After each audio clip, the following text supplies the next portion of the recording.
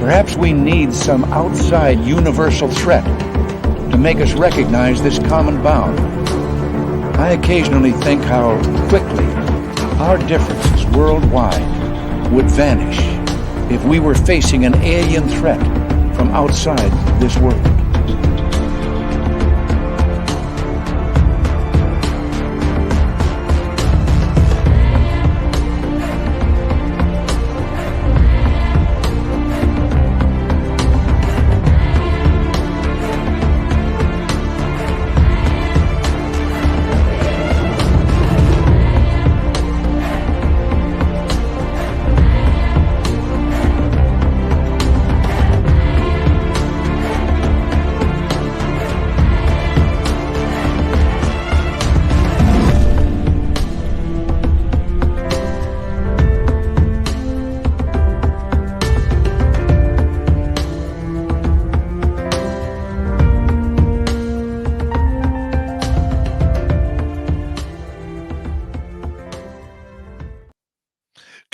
Welcome to Spaced Out Radio tonight. My name is Dave Scott. Thank you so much for joining us as Geraldine Orozco will be here tonight for the Spiritual You. We'll get into our Zen, our Chi, our consciousness, and some aliens and ET contact as well. Good to have you all here. Thank you so much for joining us. And of course, Dirty Filth will be back with the cartoons as well. Tonight, we have Nightmare in the gold medal position. We have Race Fan taking home the silver, and Roy the Boy taking home the bronze medal tonight. Robert Lamoth and Penny Van, thank you for joining us. Hi, Michael Morris. How you doing? Brown Dwarf and Andrew the Trucker. How you doing, Andrew? Good to see you guys. Paramarv and Hadley, thank you for joining us. D. Cohen and Awesome Ann B, thank you for coming on in. Hi, Monica and Ozzy Sue. And who else do we have here? Mark Longoria, good to see you. The Gong Show makes his epic 2023 return. Gong Show will be signing autographs after the show. Line up to the left of the studio, if you don't mind, to the left of the studio. Let's continue on. Jessica and Aussie Ange, how are you? Thank you for joining us. Toe Tag, good to see you, my friend. And there's the lovely Kira. Thank you for joining us. Hi, Marlena.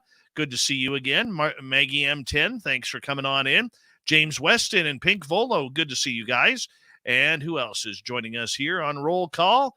Well, let's take a look. Rui from Portugal is here. Thank you, Rui, for joining us. We very much appreciate it. And Obi Flett, Watch with Wayne. How you doing on Twitch? Thank you for joining us, my man. Crystal J and TMI Kevin, good to see you. Lars Janssen, he's wearing number 26 in your program, but we know he's number 1 in your hearts. Lars Janssen from Luleå, Sweden. He'll be playing on defense tonight. All right, Samantha Hazelwood Gray, good to see you. And who else do we have here? Millennium, my man, how are you? Judy of Gaul, thank you for joining us. Michael Leger is here. The Michael Leger, creator of this gnome. This one right here. All right, let's continue on here. And Doug Shelby is here. The Doug Shelby has arrived, which means we can officially start this show. Hi, Pixie Lara. Nice to see you. Forrest Louie is here. Forrest Louie will be signing autographs after the show as well. Line up to the right of the studio, if you don't mind. To the right of the studio. Vaughn Patrick, thank you for coming on in. Hello, Miss Anonymous. Good to see you. Forrest Louie, thank you so much for kicking off the Super Chat tonight. The Super Chat is a wonderful way to support what we do on this show on a nightly basis, so thank you so, so much. Knight Rider and Louie from UAP Podcast. How you doing, guys? Good to have you here. Louie, I can't wait to see you in Vegas, my man. Richard Elmore, Brave Seal, welcome to SOR Chat. Matthew Goodka, AZ Man, how you doing? Or in Canada, we call it AZ Man. 509er, good to see you. Hi, Aunt Edna and Eva. And who else do we have here? Dirt Road, the scowling Greg O'Brien has returned. And let's start the radio side here, shall we? So that way we can let Bill WD-40 in to lube us up for tonight's show. All right, who else do we have? Drone Beard, welcome to SOR Chat.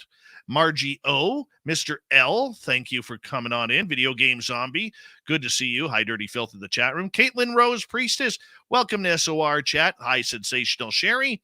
And Carlito, thank you so much for the love with that super chat, my friend. It's thank you so much. We love your continued support of SOR. So thank you so much. Let's continue on here with roll call because we got to get through here. We only got like 30 seconds. Ufologist, nice to see you. Hi, Sibylla Irwin. I asked you a question in the other chat room. Are you coming to Vegas with us? Are we going to see you there? Hi, Adam Robbins. Thank you for joining us. Mr. Catfish. Kobe Belson, welcome to SOR chat. And Derek Ning, good to see you again, my friend. And we're running out of time here. Can we make it? Can we make it? Becky Belling, the beautiful Becky Belling has returned. Lady M, welcome to SOR chat. Thank you. Michael Gutierrez, Bobo, Blue Cruz, good to see you all. And horns up, everyone. Let's rock.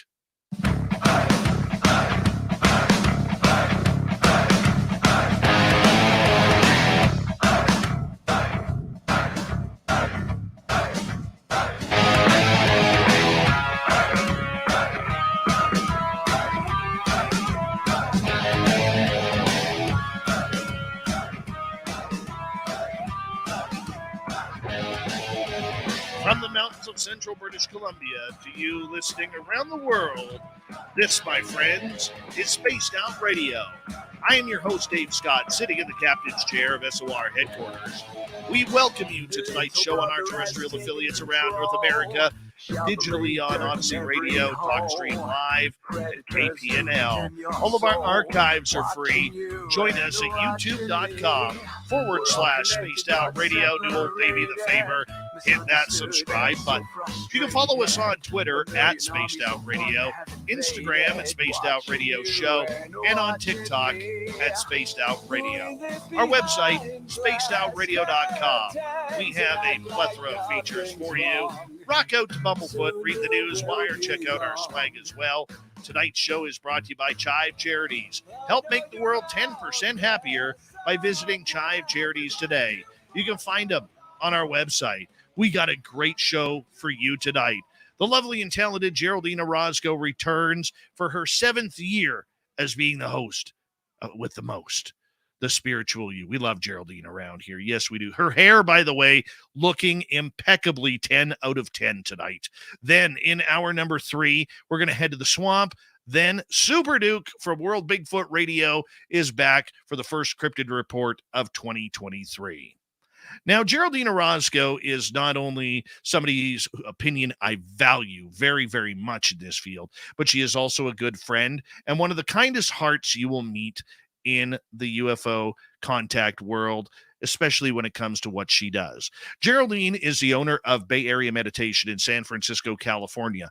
Her website, GeraldineOrozco.com, is where Geraldine helps people heal, helps get their DNA reprogrammed, helps really everyone and anyone who needs help with everything from their own consciousness and healing of history and of today. But if they've had their own ET contact that they don't understand, she is right there standing with them. And to bring Geraldine in, it's, there is no strong introduction to actually do this. She is one of my friends. She is one of my mentors. She is somebody I absolutely love and adore. And Geraldine, I want to say a big thank you for everything that you've done for Spaced Out Radio over time, and starting a brand new year with you on the spiritual you always means the most to me. And thank you so much for being here. Thank you so much. It is such an honor to be here. As always, I can't believe it's 7 years. Happy New Year. Happy 2023. And here's to an incredible year. Another amazing year together. Thank you very much, Dave. Looking back in time here, if I look in my crystal ball and look backwards, I remember a young lady coming on in to Spaced Out Radio. You'd only ever done one interview about your coming out party, and we were number 2, and you were so shy and timid about telling your story about how your ET contact had affected you and how you had run the gamut through everything, and you were learning on the fly, much like all of us have to. And now you fast forward to today, Geraldine, where you were one of the brightest stars. You were one of the top spokespeople in North America regarding this subject. You have had an amazing run the last few years in conferences, in in tell all podcasts. Your YouTube channel is successful. I mean, you've really, really established yourself as one of the credible voices here. Well, thank you very much, Dave, for that. I greatly appreciate that. It's been a wild ride. It's been a roller coaster, and it's been a lot of learning and expansion and meeting incredible people from around the world, connecting with the ET, UFO community, experiencers, and I've learned so much, and I continue to learn. Every day is a growth, and yeah, it's really an honor. I'm very humbled by this journey. It's something that, when you surrender to source, it's as if it pulled you into this direction. It's not something that was planned, but obviously divinely orchestrated in some way. So it is an honor to be here. Thank you, to be of service.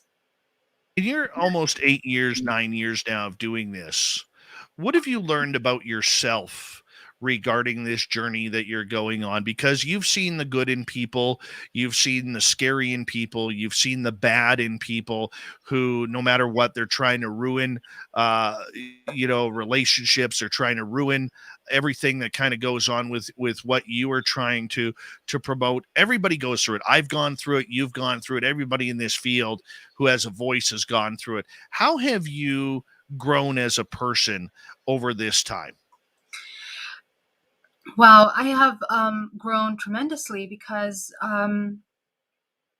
every cycle of life that we are learning how to come into our highest expression is an opportunity to expand in many dimensions. And we cycle through patterns of healing in the feminine and the masculine. And I've seen that over my course of coming out and understanding my own ET experiences and diving deep into it.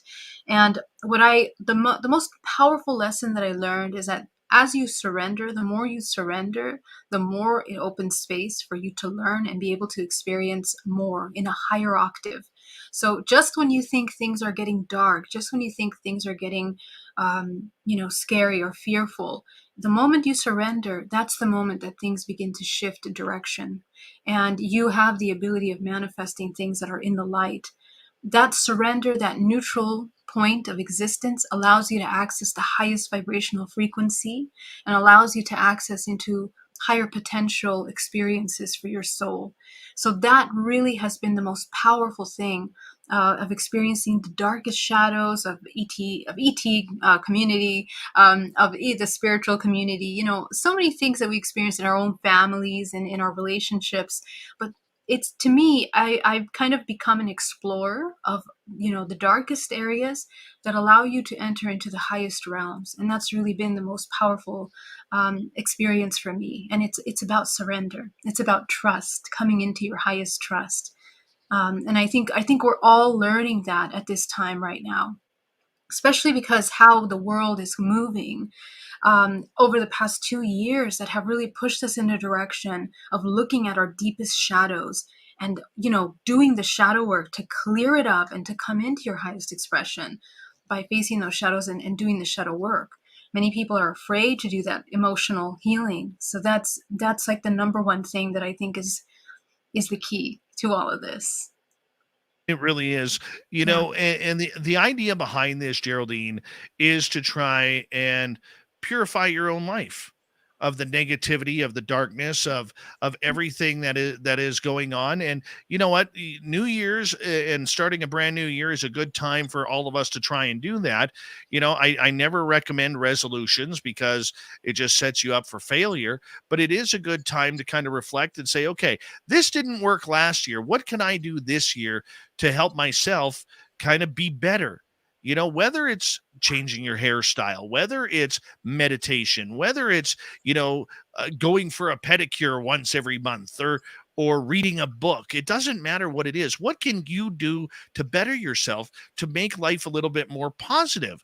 And I know that is something I struggle with, but I'm still trying to do. I know you do that. I mean, how important is it to learn positivity for oneself? It is, actually, it's a human condition Because if we look at our lives and if we look at the patterns that we have inherited through our family lineages, mother and father lineages, and the patterns that we take on, we learn from the moment that we're in the womb until the age of 7, we are taking on all kinds of programming. And so it forms the way that we see the world. And what we discover a lot of times is that we are more closely connected and more familiar with survival patterns than we are unconditional love, expansion, unity, and peace. So this is something that we have to look at. And most people that have experienced separation in many different ways in their lifetime discover that they have a hard time embodying peace. They don't even know what it feels like. So we have to train biochemically the nervous system, the muscle system, and our multidimensional field in order to allow us to come into higher access.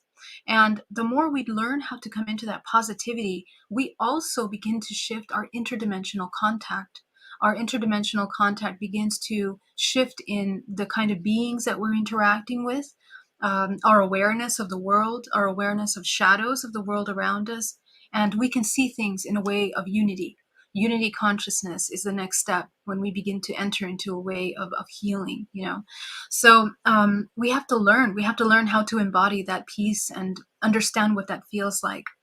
And another really important thing is that these positive emotions, I'm not talking about surface emotions, not that you look happy on the outside.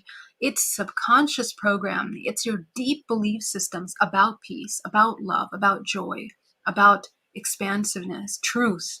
Many people are afraid of even their own truth, and that's really what keeps people far away from the ability to access higher frequencies in themselves. So it's a process. That is, Yeah. but how do you keep that process from going self-destructive? No, well, the thing is that the key is that when you're looking at these patterns that are probably difficult to look at, let's say traumatic experiences, some people, they look at them and then they get stuck in the feeling body of these emotions that come up, because we can look at some memories from childhood and discover that, wow, we have experienced some pretty deep trauma. It doesn't even have to be abuse, physical abuse. It could be something that mom said or father said, or neglect, or this subtle feeling of rejection that they felt for themselves that we picked up on.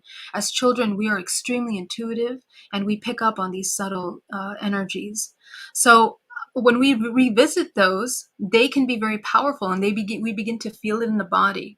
So the key is to understand what emotions are. Emotions are the language of vibrational frequency. They're the language of the universe. And if we understand how to utilize emotions properly, we can quickly navigate, heal, and learn and evolve in a way that's very co-creative as opposed to counter-creative. When we stay in the emotional body and we store emotions in the body because we don't know how to process them, we feel overwhelmed, we go into states of fear of the unknown on the other side of these strong emotions, they get stuck in the body and we just end up feeling them over and over and over again, and we can't learn from them and we can't move forward. So the key is to sit with the emotion, observe it, feel it to get to know what it does, because emotions are layers. You'll notice that when you feel fear, for example, part of your body will contract. You have to see what part of your body reacts to these emotions. That is where you are storing in the muscle memory of the body, in the nervous system, and in the multidimensional body, key memories of trauma that you've experienced that relate to that emotion.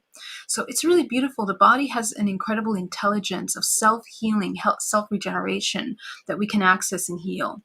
And so, how do we move away from destructive patterns is by learning to observe the emotion, get the information that we need, and integrate, learn. Essentially, we're broadening our perspective from trauma experiences that we might have a very specific perception that was created as a result of that experience. So when you broaden the perspective of what you experienced, you begin to see yourself in the shoes of the other person, of other participants, And then you take a look at your ancestral lineage. Where did these belief systems come from? Mother, father, grandfather. How long in society have we been playing out these toxic roles? Now, when you begin to have this broad perspective, it alleviates this kind of stagnation that you hold into the body, being a victim role, and into a place of empowerment, clarity, and understanding. And that it's very liberating for the human. It is very liberating, and it does deem on self-control and self-guidance. Where does karma come into play on this? Yeah, that's an amazing question. So we are cycling through, well, let's define what karma means. Karma represents cause and effect.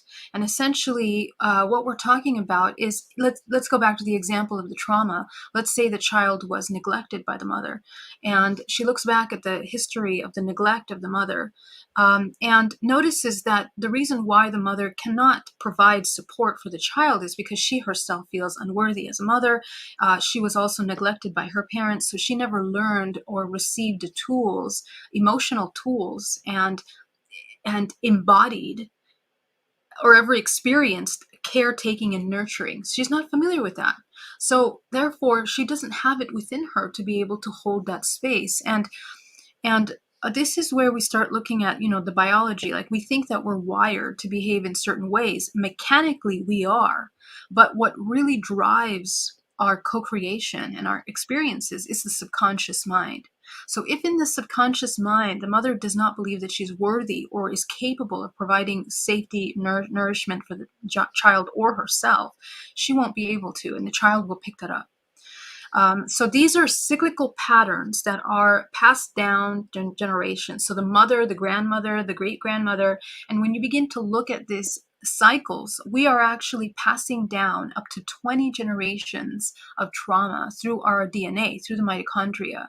Literally, from the father and the mother, we are carrying all of these traumatic experiences.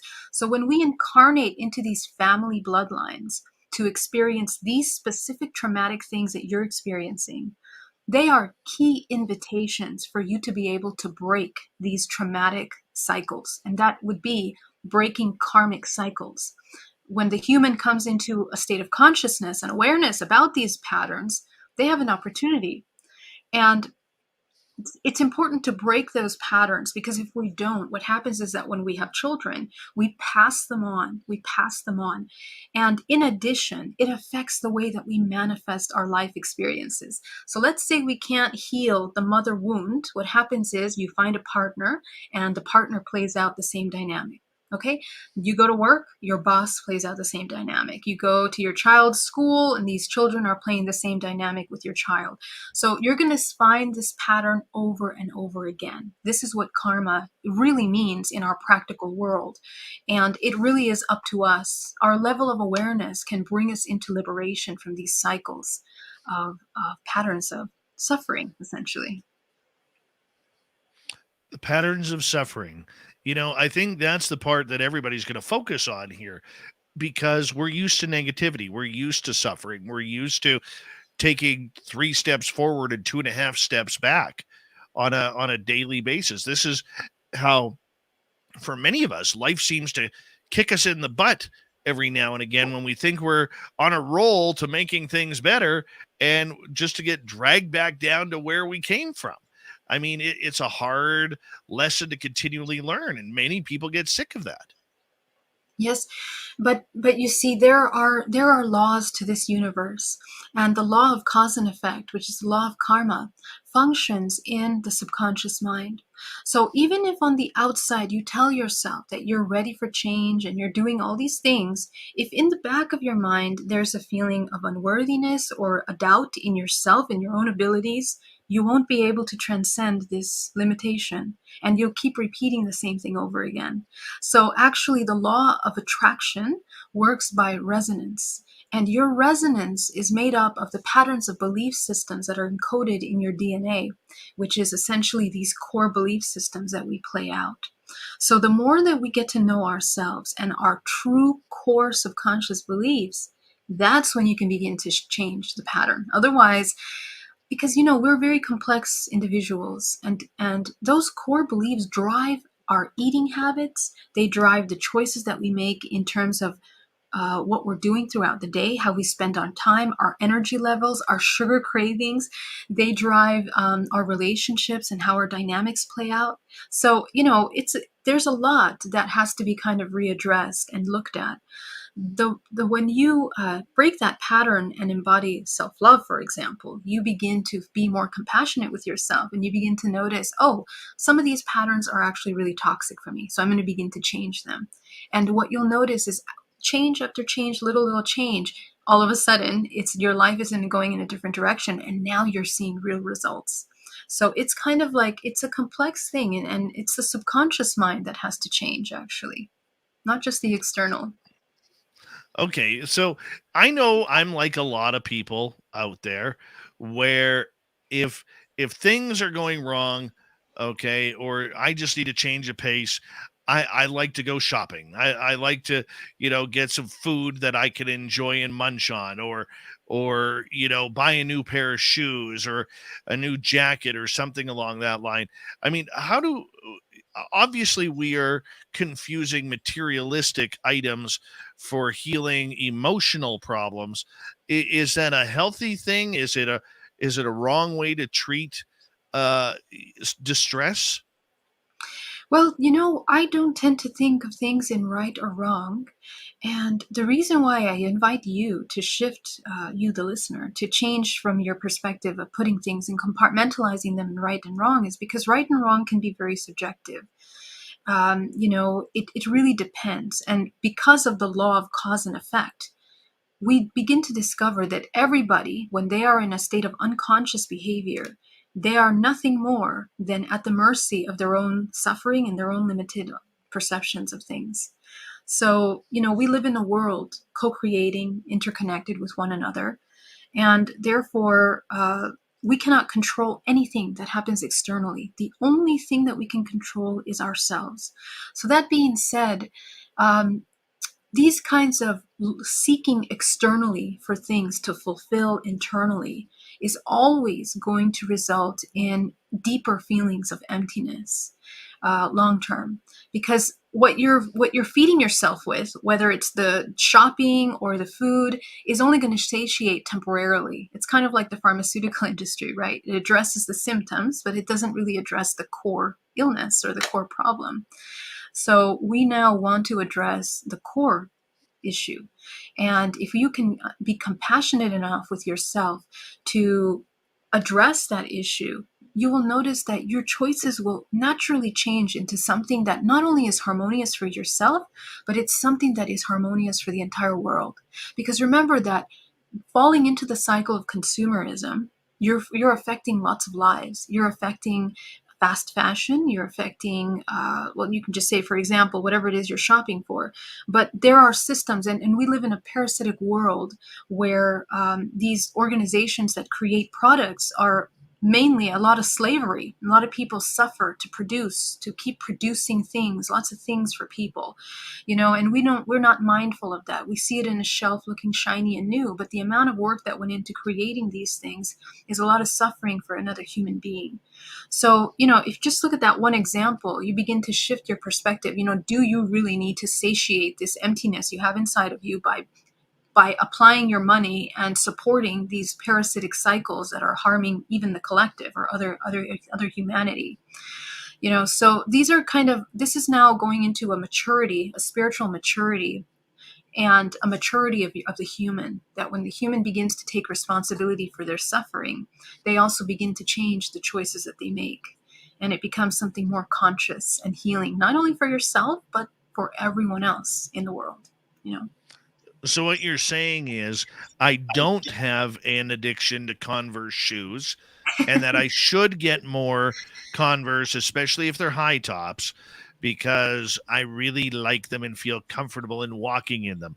I love you for that, Geraldine. Thank you for giving me the courage to go spend more money on Converse shoes. I All right. appreciate that. If that's your thing, then, do it. Absolutely. Geraldine Orozco's The Spiritual You continues here on Spaced Out Radio. And when we return, karma, where does it lead us? Where are we going? Can we break the cycles? How do we break them? We'll get back with lovely and talented Geraldine Orozco when we return on Spaced Out Radio.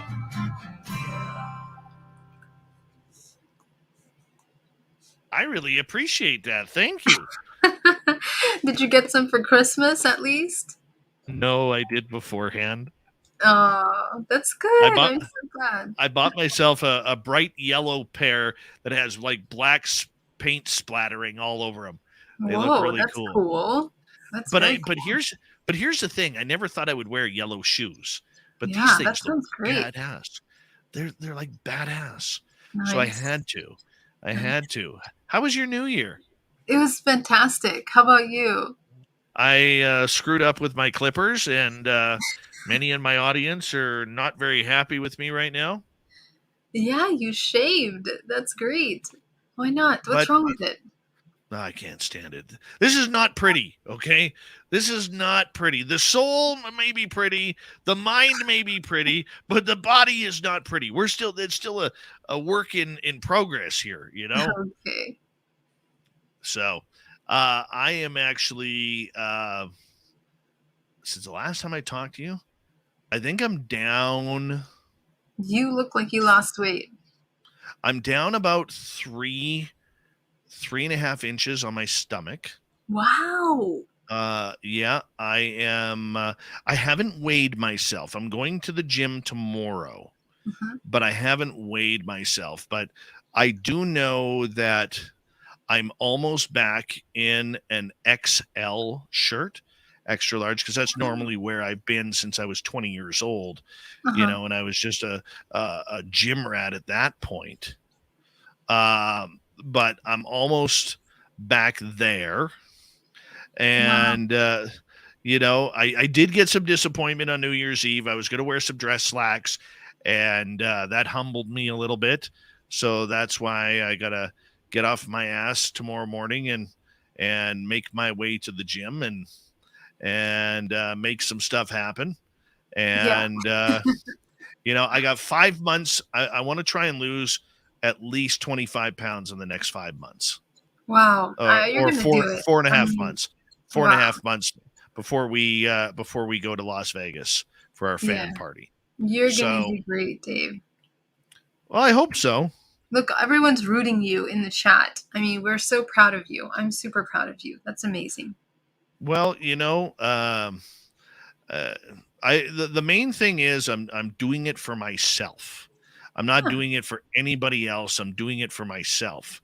And I think beforehand, you always like, well, geez, you know, if I want to be on TV, I better lose weight. If I want to, you know, have good photos to present to people, I got to lose weight, you know, and you're looking for all these excuses to you know, find that reason to go for it. Right. But I just finally got angry. That's what it was. I just finally got angry, and I got angry of always being tired and every joint in my body aching, and that's what it was for me. And then I went and saw my doctor because I had high blood pressure.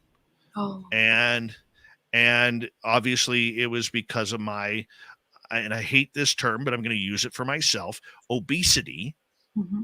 And even though I've never classified myself as obese, and basically he said, I need you to, you know, change some of your habits. And you know, like I don't eat past being full now. I've went on this, it's a diabetic, even though I don't have diabetes, it's a diabetic shot called Ozempic that I've gone on. And that has really been a fat eater in my stomach and in my, you know, I'm down to 2 chins instead of 3. But I've gone on Ozempic and it has worked for me. If anybody tries to go on it, please get your doctor involved on that one. And basically, I take. Do you know? It takes a shot a week. It's a shot a week. It gives you a lot of natural antibodies that also eats. One of the side effects that they had for diabetic patients that they didn't know of was it actually eats fat Oh, that is wow. stored in the body. Mm-hmm. And so I've been on that Mm-hmm. now for 7 weeks, and it's been working. I mean, there are a couple of weird side effects that I don't like, but it's getting better. So I'll get you to hold on right there. I Okay. want to say Yeah. thank you to Vaughn, Carlito, and Louie for the super chats. The super Oh, chat is a wonderful way to support what we do on this show on a nightly basis. Here we go in 3 seconds, everyone.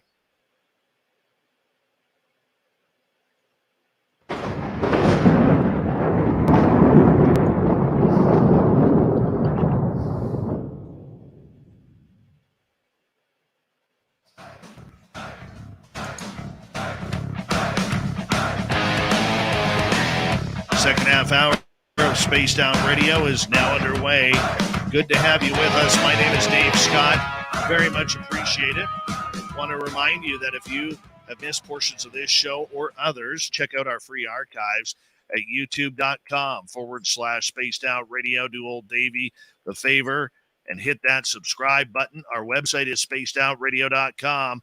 We have a plethora of features for you.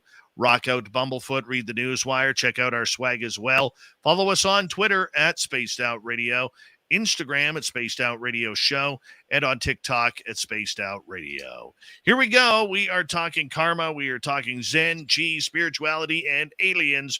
Geraldine Orozco from GeraldineOrozco.com and Bay Area Meditation in San Francisco is here for her monthly edition and first time of 2023, The Spiritual You. Geraldine, thank you so much for joining us. Thank you once again. Such an honor to be here. Absolutely. It's an honor to always speak with you. A lot of people in the chat room earlier, and normally I don't take questions till hour 2, but I thought I would bring this up with you in regards to karma and karmic behavior that goes through the generations. You said up to 20 generations, maybe more, maybe less. How do you put an end to that? Mm-hmm. Yeah. Awesome question. One of my favorite questions, because this is actually what my work is about. And this work that I'm talking about is not only about your everyday life relationship experiences. It's also about interdimensional contact. I work with a lot of experiencers that are having sometimes parasitic interactions, interdimensional experiences. Such as the hybridization program and other kinds of experiences that are happening with military as well. And so all of these kinds of experiences where a human might feel helpless or where they might feel like they don't have control over their, let's say, their destiny or what they're doing in their life. This talk about the karmic breaking contracts is essential to understand the laws of creation of this universe and the three-dimensional plane. When we understand that our vibrational frequency is made up of the information that we input and output through the chakra system, which is essentially the endocrine system, which processes emotional data, which is vibrational patterns of frequency that we absorb through the body, through the skin, the muscles, layers, down to the cellular level of the body. All of these systems that are processing this data, which we process through epigenetics, as we know, epigenetics is talking about how we can edit our DNA essentially based on the things that we are inputting into the body. And if we do a lot of toxic things, obviously the DNA becomes weaker and we become ill. We generate illnesses. We can even activate dormant illnesses in the body, such as cancer and other things like that. But we are not married to our DNA. So this is important for people that whatever it is that we're inheriting from our ancestral lineage, whether it's an illness, whether it's an ancestral trauma. Let's say we have family that was in the Holocaust or in wars. All of that is embedded and encoded in the way that we respond to life. So as soon as we become aware of triggers, that's where we start. As soon as you become aware of your triggers, take a look at your triggers over the past 24 hours. Take a look at your triggers over the past month, over the past year. And as you begin to look at these triggers, you begin to understand certain patterns of emotions that you keep coming into. In fact, these have become your survival mechanisms through life. Even though, let's say, you think you live a very peaceful life or a regular, rudimentary, anyday life, the fact that your body is tense, you're not in the present moment, you're in a state of survival, unconscious, reactionary to things, is a distinct manifestation of stored trauma and trauma response. So our awareness of those kinds of patterns can allow us to work with the kind of belief systems that we have inherited. And that is the karmic cycle. So when you begin to understand those belief systems, let's say you are in a toxic relationship. Let's say the partnership is abusive in some way. And when you look back at your lineage, you discover that your parents were also toxic relationship, abusive grandparents. So your choice now, this is how you break the karmic contract, is what is your participation in choosing and creating patterns of toxicity in this partnership? You're going to discover a lot about you. And sometimes this is the hardest part for the human, because they begin to see truths about themselves, parts about ourselves that have become even complacent because we are comfortable with suffering. And we think that might be contrary. We think, how can we be comfortable with suffering? But we are literally addicted chemically to being in a states of stress because they're familiar to us. If we've endured a lot of trauma throughout our childhood, stress is kind of our comfort zone. And so we actually seek out stressful experiences subconsciously. And even the partners that we're choosing are going to feel comfortable in that toxicity. So we begin to notice these powerful patterns that we've embodied. And sometimes the human feels overwhelmed and they're like, well, my entire life is basically built around this belief system. How can I dissolve it now? Well, the choice begins in embodying self-love. When you begin to identify the amount of suffering that you have in some way contributed into self-imposing these kinds of toxicities in your life, you have a choice to break them. And that means that our participation has to change. The imbalance within the human that participates in these toxic experiences is usually in the way that they're exchanging life force. Okay, so are we giving more than we're receiving? Are we receiving more than we're giving? This is the core concept of life force exchange. And we are imbalanced in that exchange with our own selves and with others. So we need to take a look at where are we imbalanced? What are we doing? And what is our unconscious contribution to suffering experiences? And the moment you begin to realize that, you can then implement those changes. And a lot will change. You'll change the way that you speak to yourself. You're going to change the way that you speak to others, the choices that you're making in your life, the food that you're eating, the choices that you're making in how you're interacting and communicating with other people. And your life gently begins to shift. So this is how you break the trauma. Now, it is so powerful to break a trauma and karmic pattern that we're talking about here, because let's say you have little children. Your children pick up everything that you're experiencing subconsciously. So if you have a smile on your face, but you're really stressed out about the relationship that you're having with your partner, your child will pick that up. And they will begin to create trauma responses in their body, because most children can't separate themselves from the parent and they take it on as a part of themselves, just like we did, right? So we basically inherit these patterns into our children. So the moment we begin to make changes, we teach the child subconsciously how to be empowered, sovereign, in a balanced state of relationships, self-worth, self-love, compassion. So it really begins to change generations moving forward, starting with you. This is how powerful it is to break these karmic contracts. What if you don't have children or have chosen not to have children? Yeah, so those that have chosen not to have children, obviously, they have their own reasons for why they didn't. Whatever those reasons are, then the line ends with you. Then, however, the patterns don't change because, whoever you're interacting with, because we live in a three-dimensional duality, which means that we're here to experience exchanges and contrast. And we do that with relationships and with life experiences. So we're still going to have an opportunity to observe our patterns and how we're contributing in these karmic experiences. We're going to manifest partners, jobs, events, even global events as a collective humanity, like what we've experienced in the past 2 years. We have all kind of co-created in a way as a humanity. We have chosen to experience in order to pull forward somehow.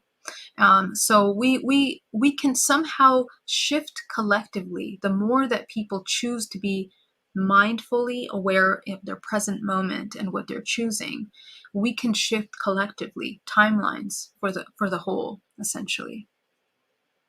Absolutely. Absolutely. I can see where you're going with that. You know, but do our children still have to, or even grandchildren, still have to carry that weight, that burden? I mean, because we always want the next generation to do better. We always want the next generation to learn from the past mistakes. But if they are carrying those karmic wastes of garbage that we have passed on to them, how do they even stand a chance?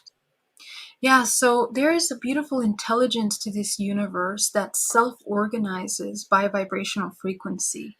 And because of the beautiful, intelligent design of this universe, in which information is coiled in a spiral motion, not only in the cells of our body, but in the way that we move in this world, in the way that we connect with one another, patterns of everything from bird migrations to weather patterns to networks of intelligence under trees.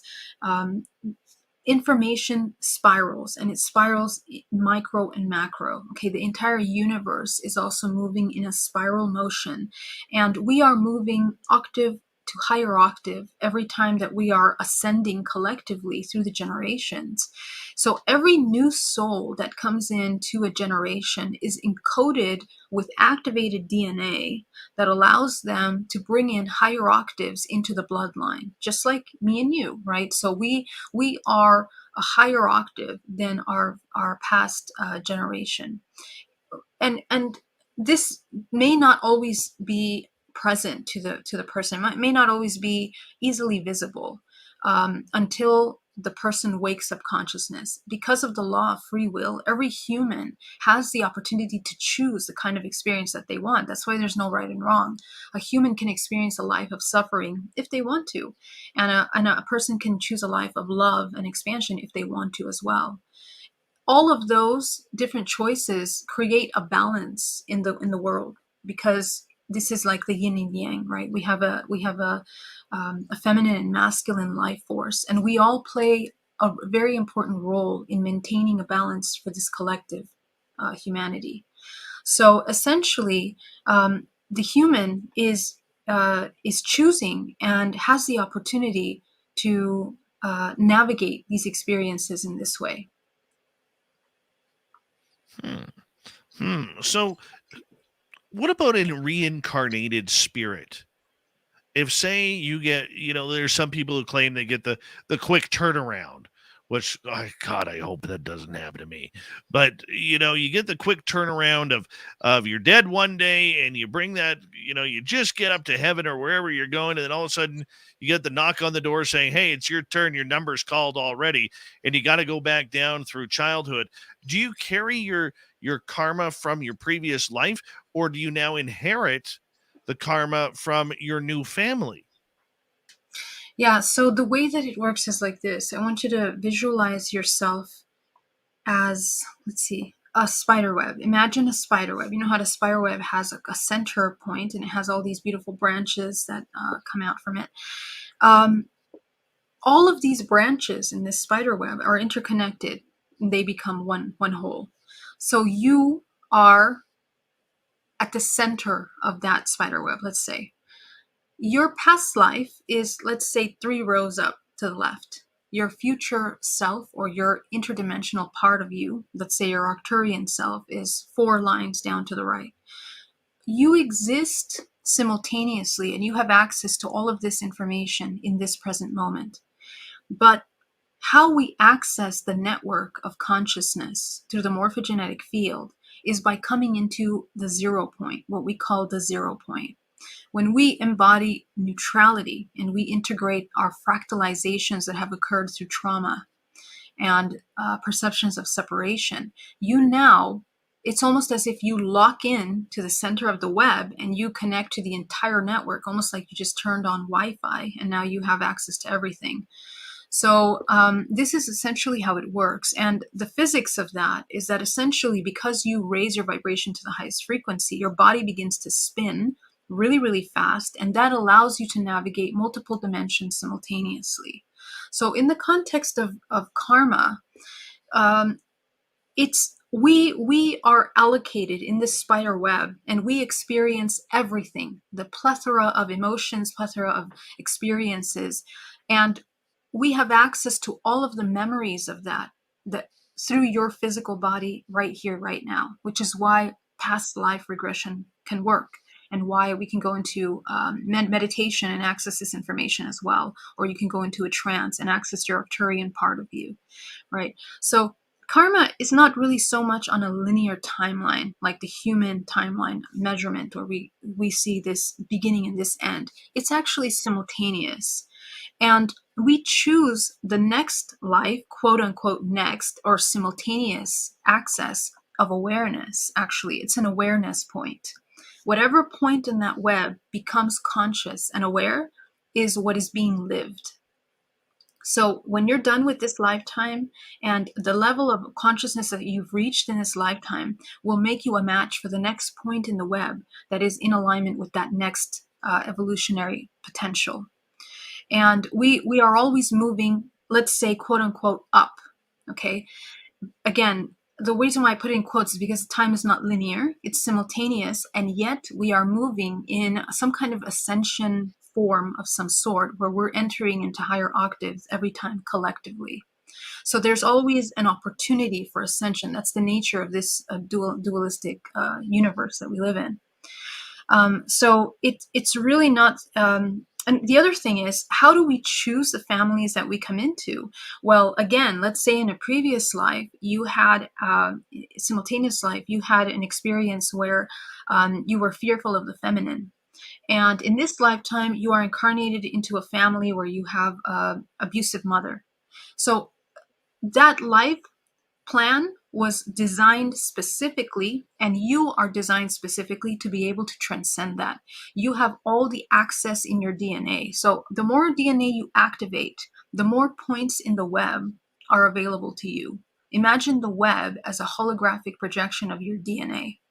So as you begin to activate DNA, which means reintegrate trauma, you can access these points and utilize the tools that are available to you from these dimensional perceptions. So whatever you transcended in that past life, you can utilize as a tool here. Let's say you're highly psychic and you're able to transcend this issue with mother in order to heal the feminine, and therefore you are now balancing the collective in your web. So we are all part of each other's web as we are one. And this is how we have an opportunity for transcending into unity consciousness. Geraldine Orozco and the Spiritual You continuing here on Spaced Out Radio tonight. Geraldine, the fact that we are, having to deal with this for a long time and long periods, how do we know if we're getting better? How do we know if we're dropping those old habits that are centuries and lifetimes old? Is there a Kmart blue light special that goes on that lets us know every time we pass a momentous occasion or that we're over something? How do we know? Okay, how you know is that you're no longer in suffering. It's very simple. Once you are no longer in states of suffering, you are no longer being triggered by something, if your memories don't trigger you anymore, past experiences, traumas, past lives are no longer triggering suffering in you, then you're integrating and you're moving forward. Essentially, you are embodying the 0 point, from which, when we embody that 0 point of neutrality in the observer state of all potential experiences, you now have the ability to emerge love, this bliss state. And what you find in that bliss state is, when you orgasm, you don't feel anything. The body begins to dissolve and you become one with the universe. Remember that sensation. And this is kind of what the 0 point is about. You begin to dissolve the walls that limit you from anything, and you enter into a bliss state of co-creation. This is the most powerful state of manifestation for the human. And it's been depicted by many ancient cultures and religions as, this enlightened beings, the rainbow body. I mean, you name it. Every religion, every culture has talked about this heightened state that the human has the potential of reaching. So this is how you know. Well, that makes sense to those who it's working for. For those of us who are still traveling in the yonder timeline, we may have a while to go. We got 4 minutes to go before we have to go to break here at the top of the hour. Geraldine Orozco and the Spiritual You continuing on here. Geraldine, looking towards a new year, new you, new how. We always try and improve ourselves at the beginning of the year. How do we build the strength within ourselves in order to make ourselves better? I didn't say resolution, but to make ourselves better. It doesn't require strength as much as it requires compassion. Because you really have to take a look at the amount of suffering. I mean, we need to kind of mature our perspective in how suffering affects the physical body. When we are in states of suffering and loathing and despair of the past or things that are currently happening, our poor body suffers so much. In fact, the organs are like burning with anger, with all these heightened stress chemicals that create inflammation and illness in the body, that weaken the immune system, that just create all kinds of havoc. We can't sleep, we can't drink water, we don't nourish the body. There's such a profound disconnect. And we are living in not the present moment. We are living in the past, or we're living in the future. So that kind of negation towards yourself is profound, and it affects every part of yourself. It affects your ability to embody peace, love. I mean, you could embody this incredible creative self, but you keep bringing yourself back into this state of a shadow, which is an illusion. It's not even true. That's the thing. We are in love with our lies sometimes. We are very comfortable with the lies that we tell ourselves. And in fact, when you begin to question them, you realize they're actually not true. So this is the thing. So it requires actually compassion. Be compassionate with yourself. Do you really want to spend another year suffering and not coming into your highest potential, not doing the things that bring you joy, being in a state of fear, shrinking down, being a victim again of anything? This is the question. And so that compassion will give you the strength, essentially, and love to choose light as opposed to suffering, and the opposite. Yeah. Oh, I love that. I absolutely love that. And, I think we can all work with that, moving forward. The idea behind it all, at least for me, is, where do I find the value of it? Value is something that we all, whether it's brand new, whether it's shiny, bright objects, value is something that we put in everything, but we don't add that value to ourselves, as we got about 1 minute to go. Yes. Well, that's where our values have to change based on our belief systems. We in the Matrix, when we're married to the Matrix, we value suffering because we've been trained to value suffering. Okay? It's become a survival mechanism. So we have to break our connection to the Matrix. Remember the movie The Matrix, when Neo wakes up and that one guy has a choice of eating juicy steaks or coming into reality? Well, you have to choose. You have to choose, essentially, what do you value more? That's what it just comes down to. What kind of steak are we talking about here? I don't know. One of those fancy poor little cows. Yeah. Getting my mouth watering here. Geraldine, when we return, we're going to get to some audience questions here for you, because they are starting to build up, and there's some good ones out there. And we're going to get more into the alien side of everything, because I can't have you on here without talking a little bit of aliens. And I love my aliens. You love your aliens. We all got aliens out there somewhere. And Geraldine Orozco returns again. The first Spiritual You show on Spaced Out Radio in 2023. GeraldineOrozco.com is her website. We return for hour number 2 with Geraldine Orozco. When we return after this short break, stay tuned. Spaced Out Radio will be right back.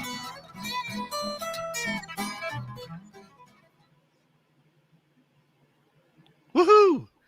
So far, so good. Awesome. So far, so good. I'm going to take a quick break here. Dirty Filth, we're going to turn it over to you. And you can, guide us through this latest piece of fantastical art. Put you up there. And don't forget to let everybody know your website and where they can find your book and calendar. Yes. You can find my calendar and book and prints at filthy.com. Excuse me. I put some Reaper pepper powder in my tomato juice, and I'm just boiling up here right now.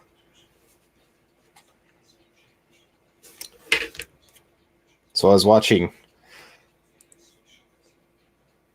Fear and Loathing in Las Vegas at like 1 o'clock in the morning last night. It just happened to be on TV as it was going by. And then I had this weird dream about used car salesmen. So I figured out just gonna maybe do something about used cars, and then I already realized that I did that. So, you need insurance for your cars or UFOs. Oh, I'm boiling.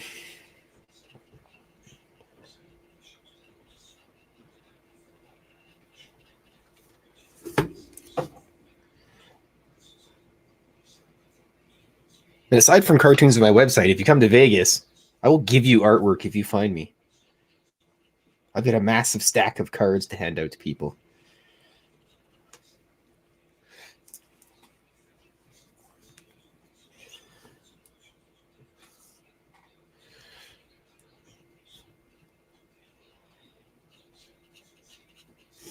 Oh, this pen brush is dying. It's gonna be time for a new one soon.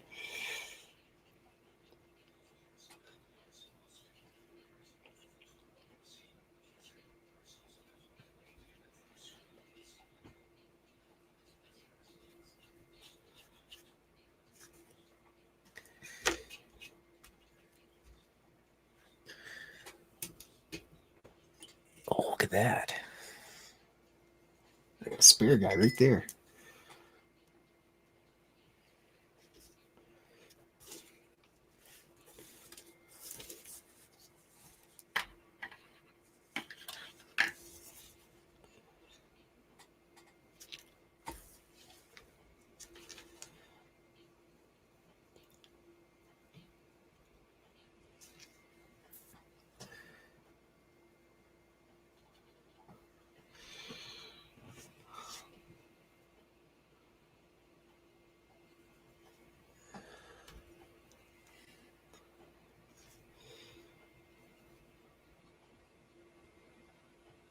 This is probably the type of UFO wreckage that you can fold up like paper and then it goes back to its regular shape. Crash a sports model in the desert.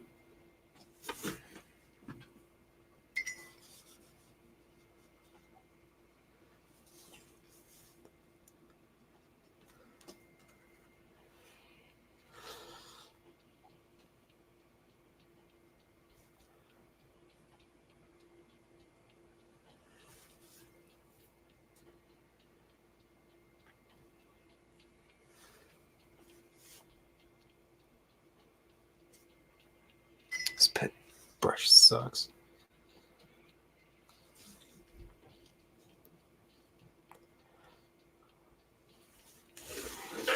That should suffice.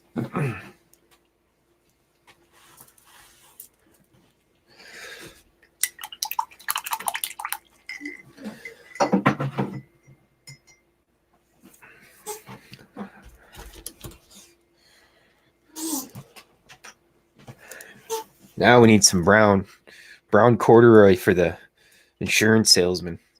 What else would an insurance salesman wear? It's like ugly brown corduroy.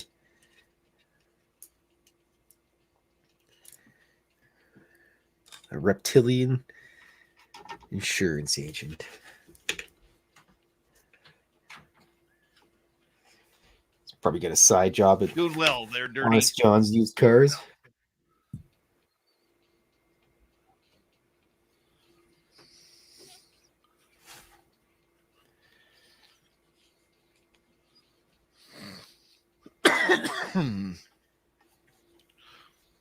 By the way, Dirty Filth is Pam.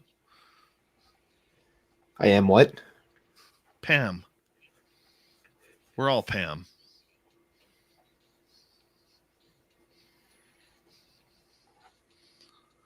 Well, Dirty Filth is doing that. I want to remind you all that we are getting closer and accepting emails now at info@spacedoutradio.com.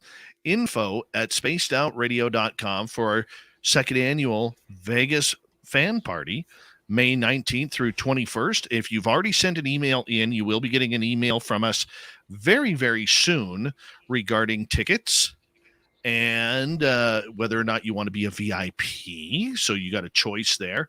We got a great list of people who are coming on in to hang out with you. And next break, I will go over that list. And these are all people who are volunteering their time to come hang out with you. Yeah. And we're going to hit Geraldine up. Hi, Crave Dog Ollie. How you doing? And good to see you. So make sure you book your time off and you get ready for Vegas because we want a packed house there. Here we go, everybody.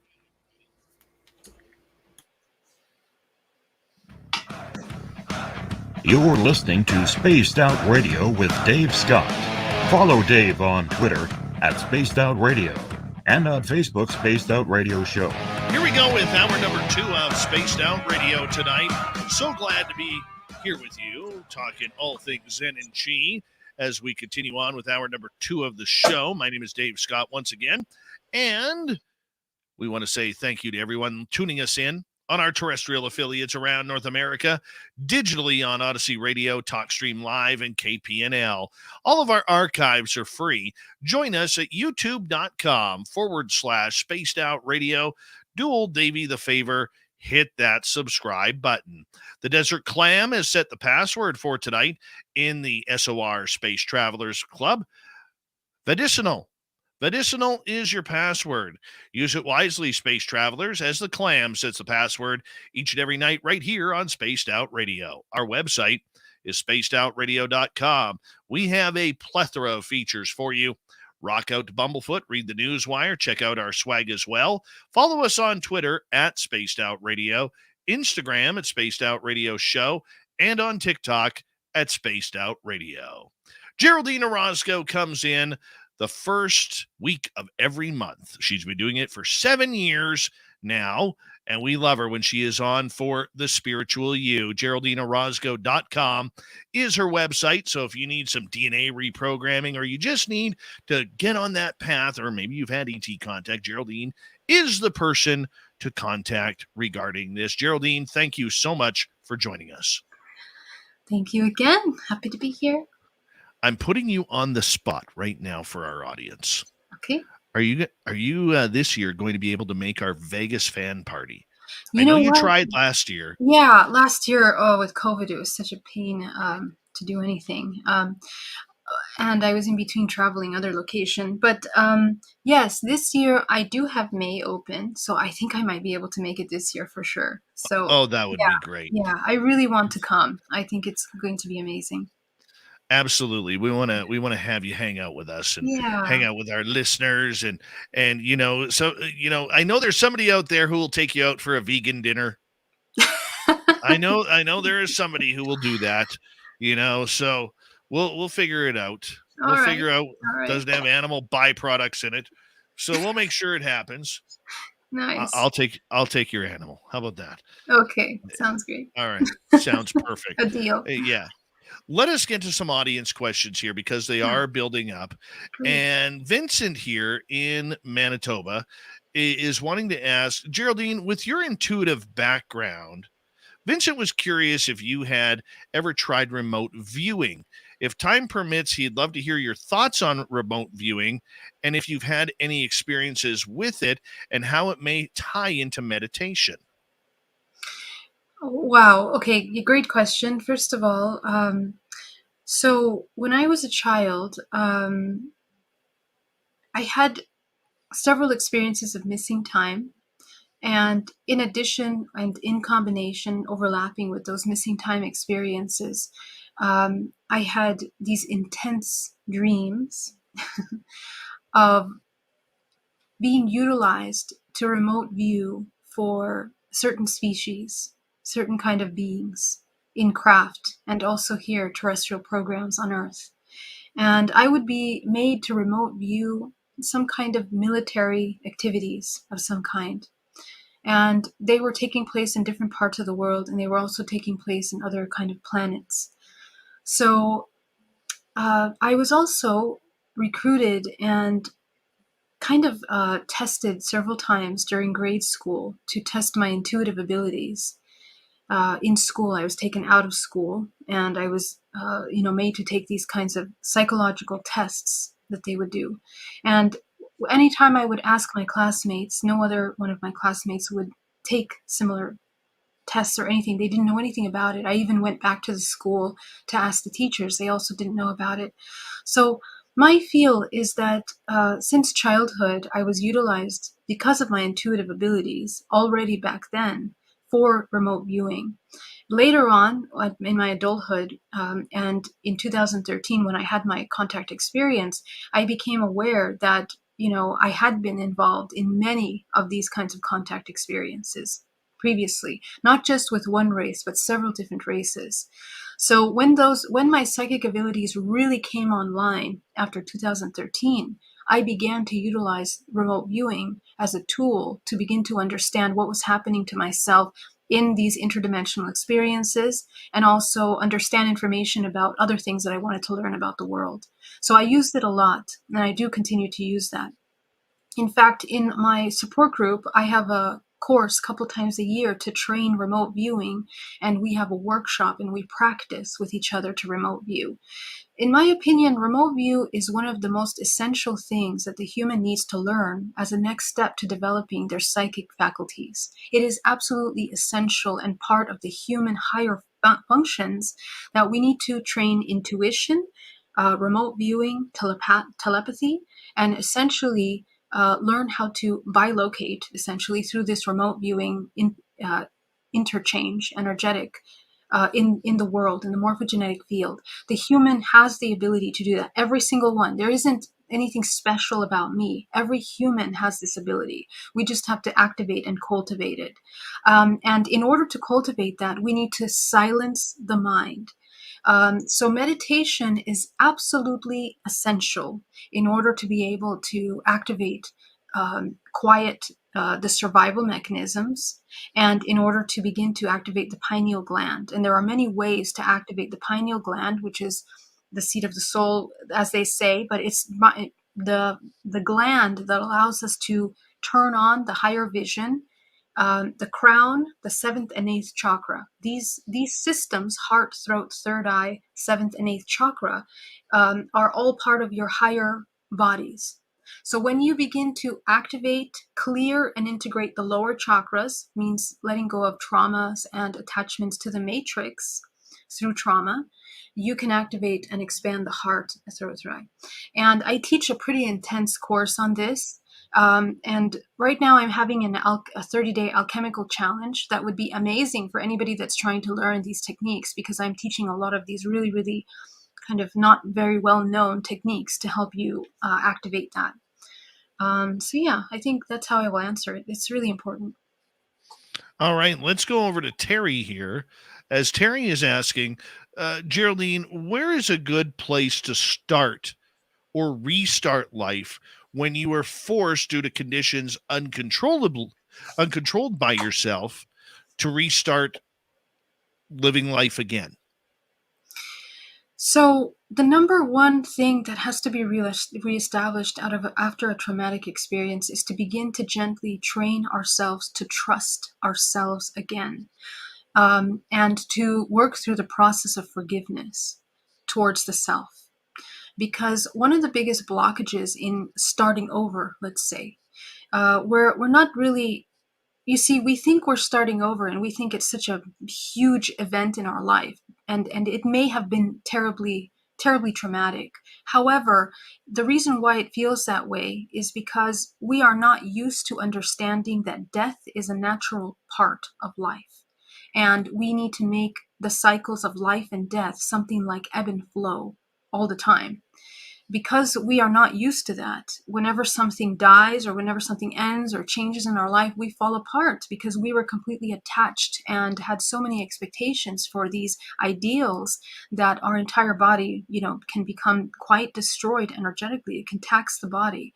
So this is the lesson that you learn, is to come into a state of neutrality and non-attachment, to allow yourself to always be in a constant state of ebb and flow, constant evolution, constant growing, and also experiencing death or the unknown, right? Because what is death? Death is like coming into unknown states of something that we're not familiar with. So the more we become friends with the unknown, the more empowered you become biophysically, chemically, and energetically in the body. Because you are training your nervous system, you're learning how to balance and self-regulate your emotional body, and you begin to strengthen your field, essentially, as a result of that. So this allows you to integrate the higher and the lower. You are now becoming a master of the physical realm, and you're utilizing the higher self to do that. The higher self is the function of the higher faculties, which essentially is your intuitive faculties that you can access. So in order to trust your intuition again, because a lot of times when we go through these traumatic experiences, we don't want to trust the intuition. We say, oh no, we're not going down that path again. We already made bad choices before. How will we know when we're going to be safe? Well, the answer is we're never safe. Safety is an illusion, and it's based on perceptions. So how you become safe is by becoming everything, even the shadow. So unconditional love, this is the whole point of unconditional love, that when you love unconditionally, you begin to see everything as a part of yourself, and you begin to embody that. Now you are really unstoppable. Now nothing can harm you, because you know your shadow so deep that nothing can manipulate, utilize that to weaponize against you, or to make you lose your grounding and your sense of self. So how do we start over continue this journey of life and death, is to trust and to become friends with the unknown. Okay, let's continue on here. Let's go to Lara, who is asking, since I chose not to have children, what does that mean for my karmic cycle? Yeah, so since we chose not to have children, please be mindful of, I really have a strong invitation to take a look at your past lives. Very important. Because if you made that decision, there are some major karmic things that you're ending for many generations of consciousness and bloodlines. So take a look at your ancestral lineage, discover what is the pattern. What is it that you're actually ending here? It's a powerful thing to discover, and make sure that it doesn't end unless you break the pattern. So remember, even if you don't have children, but you keep living the pattern, let's say it's a profound, deep fear that we keep, let's say the masculine is afraid of coming into their empowerment generation after generation. And now we are also experiencing that now. Your entire life is a replay. So we have to become aware of the pattern and break it, actually. And you're going to become a pioneer in the opposite direction, the empowered masculine. What does that look like? And you're going to, that's actually how you really heal and begin to shift patterns. So what happens at the time of death is that because of the shadow work that you did, your vortex is spinning faster because you have relieved the blockages of your morphogenetic field and the ancestral karma that's embedded in your genetic makeup. And it allows you to come into a vibrational frequency that now at the time of death, the moment that you leave the body, you can travel into a higher octave that is a match to the work that you've done here. So this is an opportunity for you to choose wisely. These are things that have been trained by many ancient cultures through history, the practice of dying in a way that is productive and traveling the non-physical and unknown. I also want to invite you to train lucid dreaming and make sure that you are practicing becoming aware in your dream state, because that's where all the action happens. Okay? That this is how you master yourself in the next level. All right, let's continue on to Donna Spencer. How do we break these karmic cycles? I don't want to pass it on to my child for any reason. Absolutely. So again, as I was mentioning, the breaking of these patterns is essentially we become pioneers in the embodiment of love. This is basically what it comes down to. When you do the shadow work, you begin to discover that there are two main emotions, frequencies in the universe. One that is creative, love, creates life, creates children, creates abundance, expansion, and one that creates destruction, contraction, fear, separation, which is fear. Okay? So these two are what we are constantly choosing from. All we're doing to narrow it down is teaching ourselves the opposite of fear. That's all we're doing. So if you understand the opposite of fear and you teach yourself to experience the opposite of fear, now you are reprogramming your DNA. And it's a very powerful thing to experience, because you might realize that you've never felt peace before. So sit with peace. Even if it's just an idea of what peace is, sit with it, see what your body does. How does it respond to peace? What's the next emotion that comes up? Is it bliss? Is it safety? Is it love? All of that is your discovery through your emotion and nervous system that allows you to reprogram the way you experience things. And that work that you're doing is going to bleed into your lifetime. You're going to carry it into your everyday experiences. And now you have a new reference. Now you have peace as a tool in your toolbox, as opposed to before you only had fear. Right? So now you're kind of equipped. And so this is what you're going to be doing. I invite you to do two things. Get the chart of balanced feminine and masculine. Take a look at how you are playing out those roles, and take a chart of all the possible emotions that you can ever think of. And I want you to get to know every single one of them. I want you to experience them in your body and see how they feel in you. This is how you can master and break those karmic contracts. Okay, I do have to throw this in. Mhm. What if you don't get along with your family? What if you're estranged and you've decided to cut your family off because of whatever reason it may be, whether it's abuse, whether it's just because you don't agree with their lifestyles or their politics or whatever, and you just decide to say, you know what? I'm moving in my own direction. I'm on my own. I don't want to have anything to do with my crazy brothers and sisters or my nut bar parents. Yeah. And that's okay, because this is now we're breaking another level of the contract agreement. And the thing is that we're deeply programmed to believe that we're married to our family, just the way we're married to our DNA, but we're not. And this is the hardest illusion to break. Remember that our family members are made up of other humans that are also learning how to embody love, that are also learning how to transcend limiting belief systems and breaking karmic cycles for their own journey. And we often don't want to give them that. We think, hey, you're a mother. You have to be on this pedestal. You have to do all the roles that a mother is supposed to do, be nurturing, love unconditionally, all these things. But that's this poor mother never had that in her life. How can she provide that for you? But we have this very profound expectation, right? So we need to break these illusions that are created and embedded into us a lot by social engineering, by films, Disney, the entertainment industry, religion. But the problem is that they imposed inverted representations of these roles. In fact, if we were to be able to really embody the divine feminine, it wouldn't look anything like what we're being shown on TV or on these screens. It would be someone that is very neutral, very connected, very mindful, and compassionate. And both men and women, let's say both of these feminine and masculine energies, are going to be similar and neutral and co-supportive. It's not going to be like completely embodied gender roles of any kind that we're familiar with. So this, Okay. yeah, so it just completely breaks down into something different that we're just learning about now. Okay. So let me reverse this.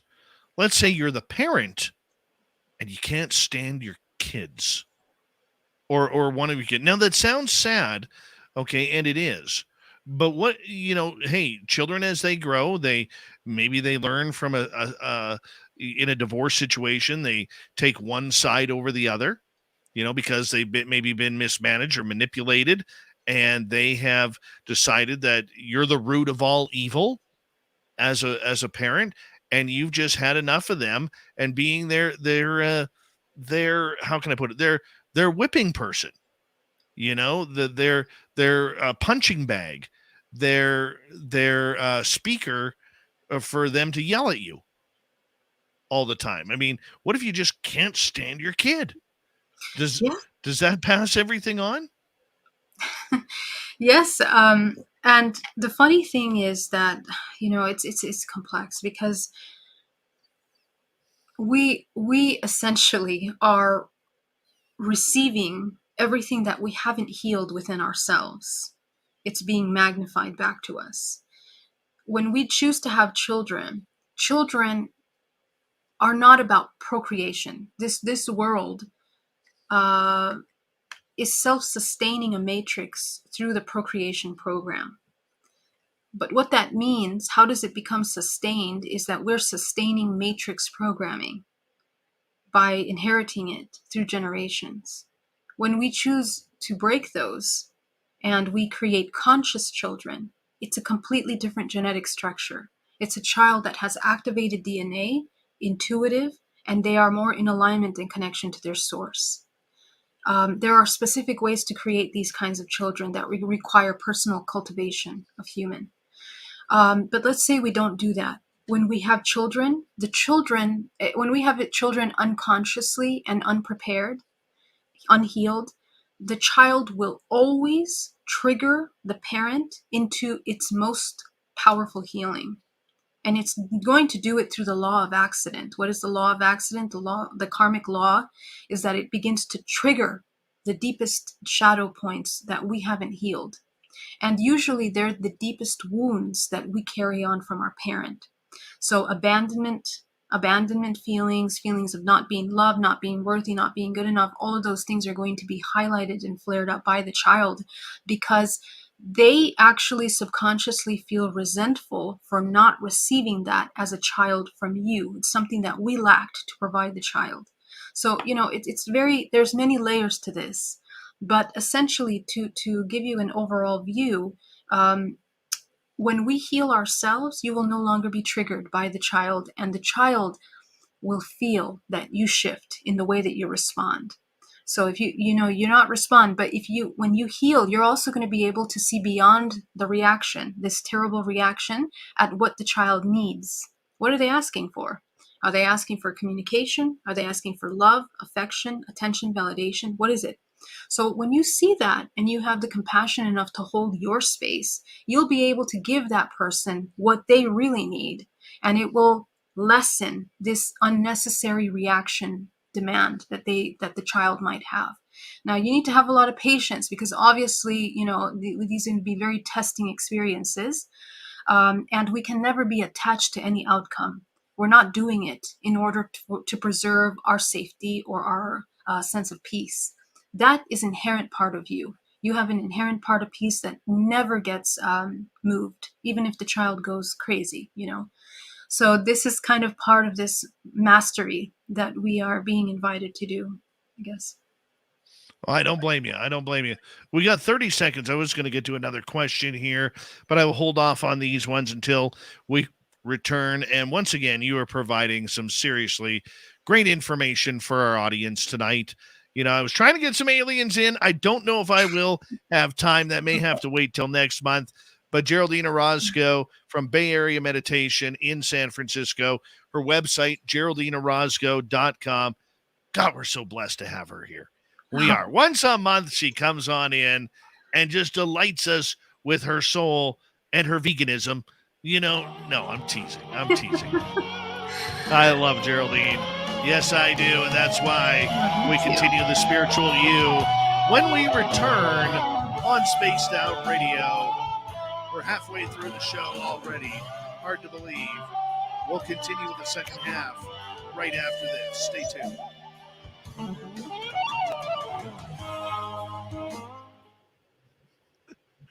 Oh, I love you. I do. Love you too, Dave. Thank you. Yeah. So what else is new?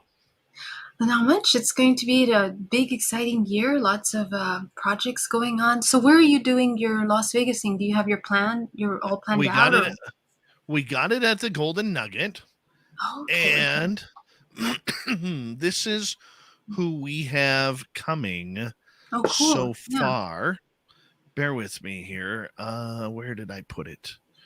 Okay.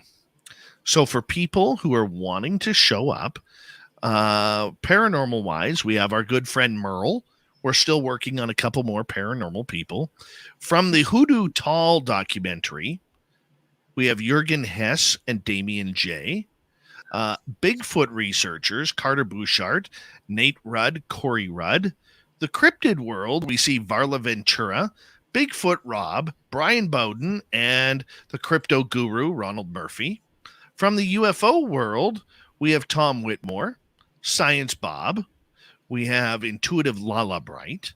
We have Katie Page, Joe Mergia, Tim Senor, Michael Schratt, Melinda Leslie, Misha Johnson, Grant Cameron, Jim Goodall, Ben and Joe from the UFO Garage, from the UAP Studies podcast, Louie and Jason, Steve Stockton from Missing Persons Mysteries, and maybe the Swamp Dweller will be making an appearance as well. Wow.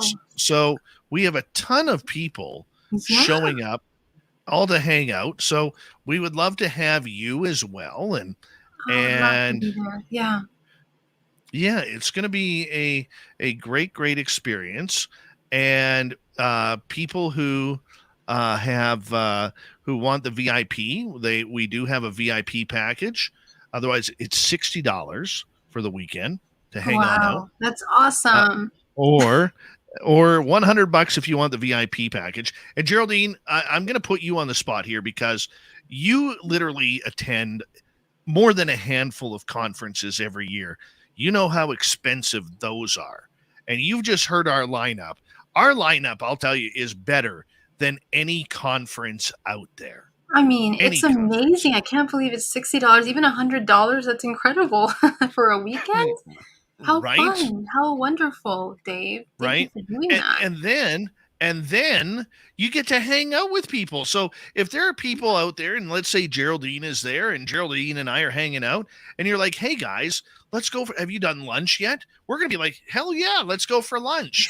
Or let's go for dinner, or let's, go pull some slots, or whatever it may be.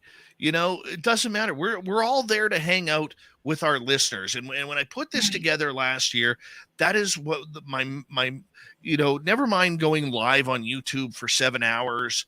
This year we were live for 3 hours, last year 3.5 hours.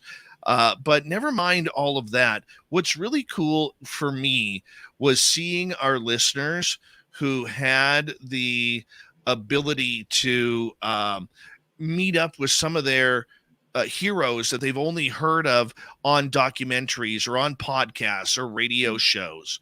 And this is such a good way for people to come on in and hang out and get photographs and everything, because everything is free. Once you're in there, if you want to go for the Skywatch after the YouTube show, you go. And by the way, if you can't make it, the YouTube show is free. I'm not like other people. I won't put it behind a paywall. Okay. Because I remember those days when I was a college student listening to Coast AM, and I missed a segment that I wanted, but I couldn't afford the $10 a month to go to get the archives so I could re-listen to it. I never had that money, and that has always stuck with me regarding our archives or our live shows, they are always free. I don't care Wow. what we do in the future.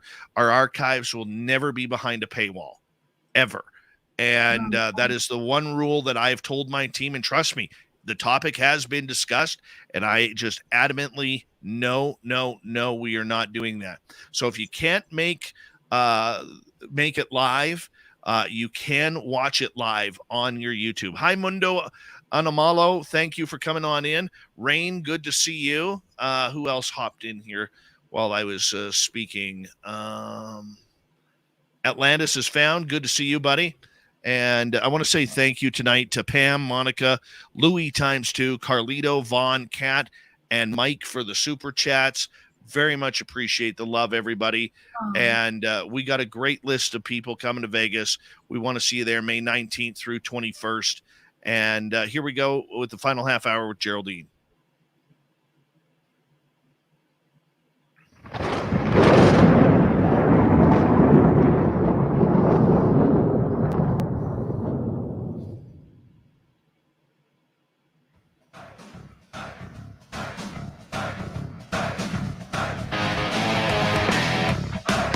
We passed the halfway point of Spaced Out Radio tonight.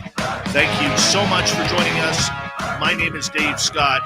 Very much appreciate earning your listening ears. I want to remind you that if you've missed portions of this show or others, check out our free archives at youtube.com/Spaced Out Radio. Do old Davey the favor, hit that subscribe button. Our website is spacedoutradio.com. We have a plethora of features for you. Rock out to Bumblefoot, read the Newswire, check out our swag as well. Follow us on Twitter at Spaced Out Radio, Instagram at Spaced Out Radio Show, and on TikTok at Spaced Out Radio. For the final time tonight, we say hello to Geraldine Orozco as she comes on in for The Spiritual You. It's a show we've been doing together for 7 years.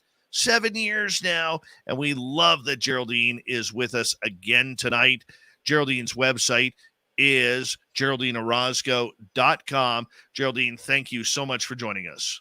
It's so awesome to be here. Thank you so much. You're very, very welcome. Geraldine, we're going to continue with some audience questions here. Yeah. And let's get to Christine. She's asking, Geraldine, have you seen any craft or beings lately? And thank you for your daily meditations. Oh, you're welcome. I'm so happy to hear you like them. Actually, New Year's Eve. New Year's Eve, which I think was Saturday, right? I was driving and I saw the most beautiful falling star, and I pulled over and I was up in a mountainous area. So I was like, it was beautiful. You could see the sky so clear. And there were two little lights right after the falling star, two little lights that shot up and were blinking like one after the other. And I communicated and I said, hey, what's the message? This is obviously a New Year's sighting. And there was a response. I asked them a question and they would flare up. And I would say, connect with me again, and they would flare up. So it was really beautiful. And that night, I woke up at 3:33 in the morning. And I had this incredible channeling that I wrote down, in my notebook. It was incredible. So I think that the communication is strong, and it was beautiful to have it on New Year's Eve, because it's kind of like an invitation to this new year and, the alignments and what we're going to be doing this new year. So it was a blessing. I could see that. I haven't seen a craft since Canadian Thanksgiving at the beginning of October. Oh, and I am, that one still bugs me because I knew it was listening to me. It wouldn't let me pull it, because the minute I went to pull out my phone to take a picture of it, the bottom two lights of the triangle disappeared, and then the third top one faded out. I'm like, wow. You jerks, you complete jerks, But at least you saw it. That's all that matters. It's all you. Oh, me and my buddy saw it. There you go. Even better. So, yeah, that was kind of cool. Do you believe, though, I want to ask you this question before we get to some more. Do you believe that, with your contact, that you have the ability personally to summon craft? I have. I have done that. But it just reinforces my belief about what ETs are. My belief is that very much it's a very personal thing in some ways, and we manifest the connections to interdimensionality through our field. And I think that those of us that have been activated, let's say we unite together to do a CE5, all of us are vibrating at a certain vibrational frequency. Therefore, we align with the vision of this dimension that allows us to see. So I really think that it's something that happens from the inside out, and you know, we are activating and ascending collectively. So more people will be seeing, I think, more things now. Right. I hope so. Yeah. I really, I really do hope so. All right, Mhm. let's go to Terry here. Terry is asking, what effect does this retrograde have on us? Well, because we are in an interconnected universe in a morphogenetic field, any movement of large celestial bodies will affect us. So retrogrades are connected to the electromagnetic field, in that it usually will slow down communications, subconscious communications, communications of technology, the way that life force is moving at the speed of light, essentially. It kind of interferes those electronic and electromagnetic networks. So that's kind of what that is. But, I also have experienced personally that we can transcend our astrological signs, and we can transcend the effects of these celestial bodies as well. The more we come into a neutral 0 point state, you will be less negatively affected by these things. And in any case, whatever the retrograde is bringing for you specifically, whatever it's triggering in you, that's an opportunity to heal that part that is being triggered. So I like to think of these retrogrades as an opportunity to see in our chart what house is being triggered, what is it, what's the lesson, what are you going to be tested on, and to just be aware and mindful, and that way you can work through this kind of movement.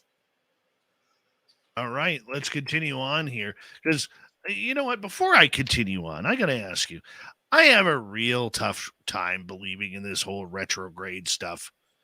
I mean, Yeah, is that's it fine. actually, is it really out there? I mean, does it really happen? Or are we just looking for excuses because, we're just fed up? Well, I mean, because we are in an interconnected system, planets do have an effect on our field for sure. But again, just like everything, we can transcend that, and we can choose to be affected and choose not to be affected. So if you don't believe in it, it's not going to affect you in a way that is really going to shift you out of your specific thing. But if you start to have troubles with technology or communication, you know why, because it does seem to affect. I every year in retrograde, it happens. Even though I don't invest a lot of time believing in that, I still observe it in myself and others sometimes. So it's just the way that the nature works, I think. All right, I'm buying it for you. I'm buying that off you. Let's go to Blue Cruise. Does reincarnation have any relation to the ET alien soul trap? Yes, absolutely. But in a sense that ETs and aliens, how do we experience ETs and aliens? We are experiencing a projection of our own alien DNA, which is encoded in our base blueprint. The reason why we can even interact with certain ET races is because we have that in our DNA, and it becomes expressed in order for us to experience and navigate that. We are essentially experiencing different manifestations of life force in different dimensions and vibrational frequencies, which are in resonance to you. So, what does that mean? A lot of ET contact is also intergenerational, which means that if mother was in the hybridization program with certain beings and groups, so was grandma, so was great great grandma. So, we see that in the generations. And we're seeing that by studying many accounts of families that are having reoccurring contact in their family circles. And then they see their children having contact interactions. Okay. So the karmic cycle essentially is any kind of parasitic imbalanced exchanges, just the way we have karma, cause and effect, that causes suffering. We essentially are in resonance to experience these interdimensional beings, and we can break the karmic contracts that we have with these beings by shifting our vibrational frequency in order to not be in alignment with these races. And mind you, every single human on this planet is a cocktail of DNA. And isn't because we are frequency, because we are light, the many ranges of the color of the spectrum of the rainbow represent any species, ranges of species and vibrational frequencies that are manifested in our multiverse, in our universe. So everything from, let's say, the deepest, darkest draconian, reptilian, to the highest vibrational angelic light being, you have that DNA in your makeup. You are made up of all of those ranges in different amounts that are accessible to you based on what you activate in your DNA. So the idea of the reincarnation cycle of ET's trap is only true in the sense that we come to the earth three-dimensional plane to experience duality. And in duality, there's always going to be opportunity to experience light and dark. Anything, any human, any ET, any being that embodies shadow or darkness or the inversion of nature is essentially using manipulation and utilizing tactics in order to become parasitic. So this can be any race. It doesn't matter if it looks like an angel. It doesn't matter if it looks like a demon. They can embrace in parasitic exchanges.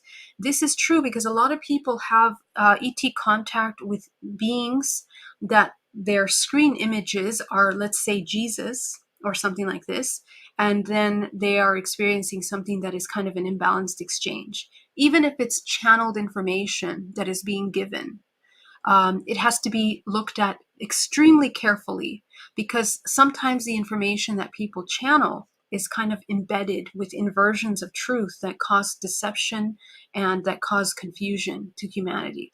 So these are the ways that we are learning, kind of nascent in this interdimensional contact, how to discern and interact with ETs. And in the discernment process, to learn how to access information that is actually in the light and co-creative, as opposed to inversion of nature. Okay, so it requires our mastery in navigation and in breaking those contracts, both physically and interdimensionally. Incredible. All right, let's move on. Let's go to Alexander. Geraldine, what does it mean to incarnate into a heavily traumatized lineage? Yeah, hi, Alex. So good to see you. Say hi to Veronica. Okay, so how do we incarnate in a traumatized lineage? What does it mean? Okay, so first of all, I will say this in a way where let's keep our egos where they need to be. But what I have experienced with working with hundreds of people is that the beings that have activated heightened states of vibrational frequency, let's say they were up to a level of magi's, masters of energy, and then fell down to a low point somehow because they weren't able to transcend something. These are the beings that will incarnate next lifetime into these kind of traumatic experiences again in order to be able to transcend these limitations. So if you come into a family with severe trauma, take a look at the nature of the trauma. What is mostly inverted? Is it the feminine or the masculine that's being inverted in the bloodline? It'll be pretty clear. This will tell you about what your weakness was and what you keep repeating. Let me give you a quick, simple example. Let's say in the past life, you were an incredible sorcerer, but you mistrusted yourself, and then your ego came in and you misused your power. Okay, so now you incarnate in a family where there's tremendous abuse. Okay, and the mother is abusive, all kinds of things. The father is abusive. You are able to transcend that. You are highly intuitive. Your job is to learn how to trust yourself and to be able to transcend the illusion of this suffering in order to come back into this heightened cultivation of your mastery and energy and life force and intuition. Okay, so this is kind of like an example of how these kinds of lineages work and how you can work to break them by coming into awareness and once again, neutral, 0 point. Okay, remember that this is kind of an illusion, the holograph in which we live in. And once we can see that, we can quickly move through into a higher state of being and let go of that trauma. So in other words, your emotions, you are not your emotions, you are not your trauma, you are not your past lives, you're everything and nothing simultaneously. That's the key to understand. And you're not the trauma of your family, even Correct. though you may have a bad family name, or something along those lines. I mean, look at all these people out there who maybe have a brother or sister who's convicted violent or heinous crimes. I mean, there's something to be said that that burden shouldn't be carried on the person who is even though they're related, it shouldn't be carried by the person who is, trying to, or has nothing to do with that situation. You know what I'm saying? It's not their karma. It's not their journey. That's right. And we have these kinds of family members in order to learn love and compassion, because we discover that those that create heinous, villainous activities, for example, they are a result of the same kinds of heinous activities towards themselves. They have endured severe trauma. So they're only repeating what they know. So it allows us to learn compassion when we have these in our bloodline. And it also means that we have an incredible ability to hold space for the family lineage, transcending into a place of neutrality. So yeah, you're absolutely right, Dave. Absolutely. All right. Let's get to another question here. This one from _Maddie. Do you believe we choose our names before we're born? My mom got my name from a dream that she had. I never knew anybody would name their kid _. Yeah, that's awesome. Yes, mine did too. I went through like 20 different names before they ended on Geraldine. I think it was like mid-year. I think it took them a year to pick a name. But yes, names, you see, there's this entire study. I invite you to read a book by Manfred Siegfried. Don't quote me on that, but his book is called Sentix, and it's about how sound and frequency create certain shapes and forms, and it's the foundation of how language was created, but also the way our DNA produces the information in order to create this physical vessel and the way it's going to look. Okay, so the beauty about that is that your name is encoded with frequency that creates your essence, and people that change their names are embodying a new essence. That's why a lot of people sometimes in the spiritual community, they end up creating spiritual names with the idea that they're going to embody the traits of this new form, of this new frequency, right? But I think that as in everything, this is my opinion, that we can transcend even the effects of that, and the mind over the matter above all, because even our name is encoded with lessons that we are transcending and learning how to overcome, as well as tools, really empowering tools. The meaning of your name can provide a lot of support for you in your journey. So, yeah. What if you change your name? Yeah, same thing. You can get support, and you can get also the negative traits of the name, because words have very powerful meaning. They create everything we speak is affecting. Every word that I say affects people that are here, thoughts, things that are being typed in the chat affect us all, take us all into different states of frequency collectively. So that's why being mindful is really important, because we can either be co-creative or destructive. Interesting. Very, very interesting. Let's go to another question here. Let's go to Siobhan. Bet she didn't think I would pronounce her name properly, but I did. I actually just learned that yesterday. Siobhan. Yeah. I didn't know that. And poor Siobhan, I'm calling her the wrong name, and I love her. I know her for a while now. I'm not gonna lie. Way back when in high school, I had a crush on a girl named Siobhan. Oh, no wonder you know. Hmm. Yes. And Siobhan, it's funny though, Siobhan actually looks like my pen pal named Amy that I met at Disneyland when I was 17 years old. Wow, interesting. Yes. It's kind of, maybe they're Okay, related. I don't know. yeah. But Well, uh, what's Siobhan's question here? Let's see. how do the dark controllers identify certain souls upon arrival when we ourselves can't remember when entering the Matrix? Well, that in itself is exactly kind of like helping you understand how to answer the question itself. Um, what is the dark controllers essentially?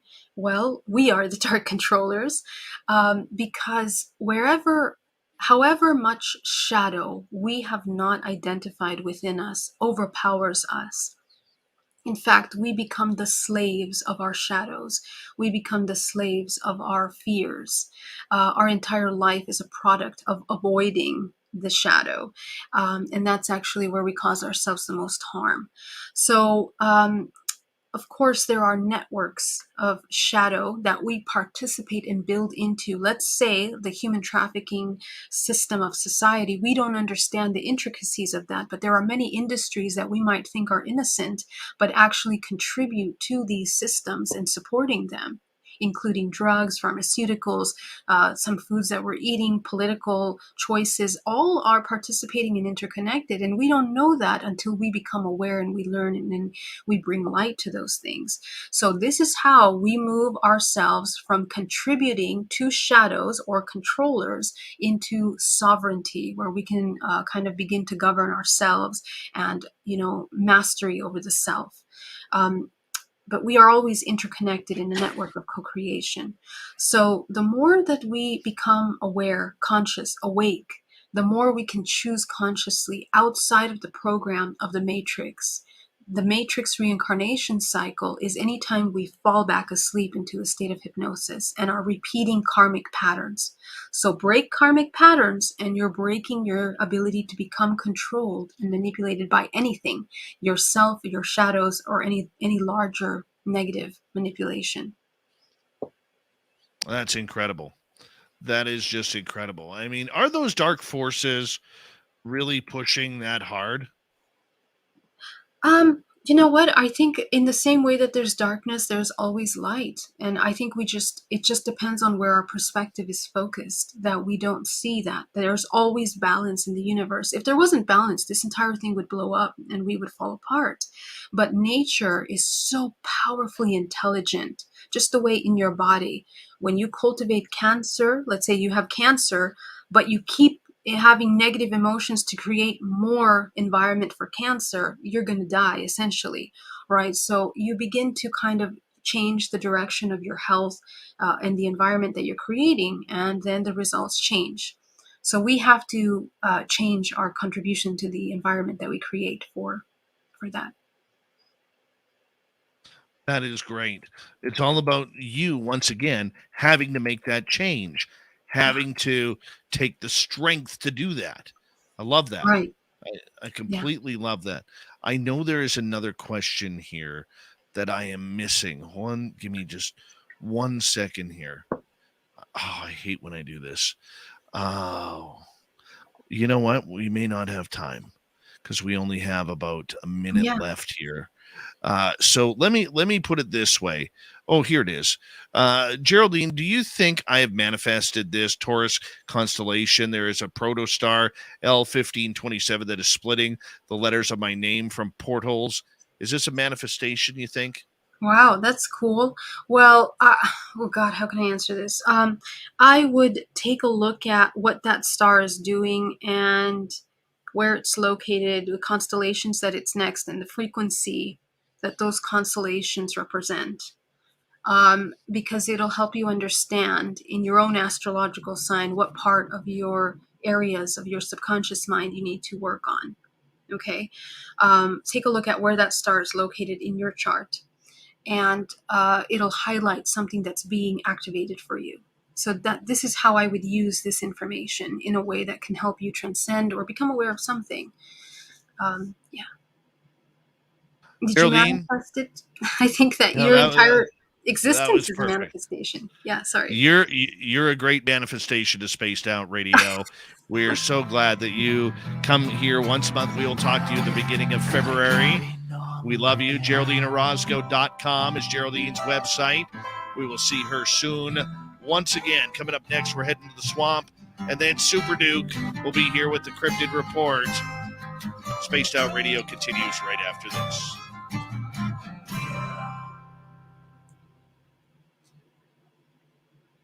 Thank you, Geraldine.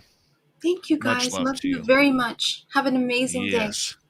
And thank you to both Caitlin and Atlantis for the super chats and everybody else. I'll get to them Thank a you little bit so later. much. But Geraldine, much love. We'll talk soon, and I'll get you some information about Vegas, okay? All right. Much love. See you soon. All right. Bye-bye. See you. Bye-bye. Geraldine Orozco, everybody. All right.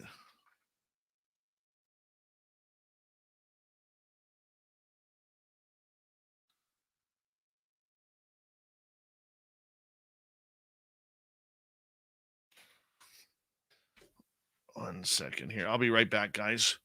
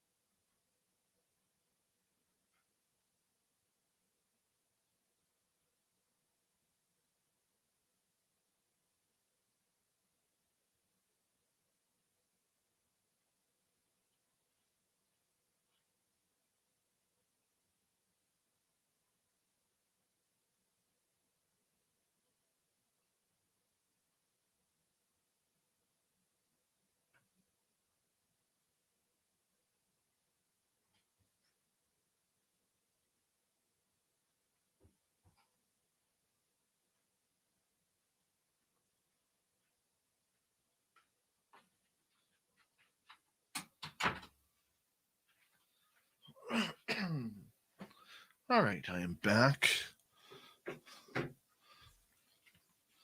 Did my chair move? Anybody? Did my chair move?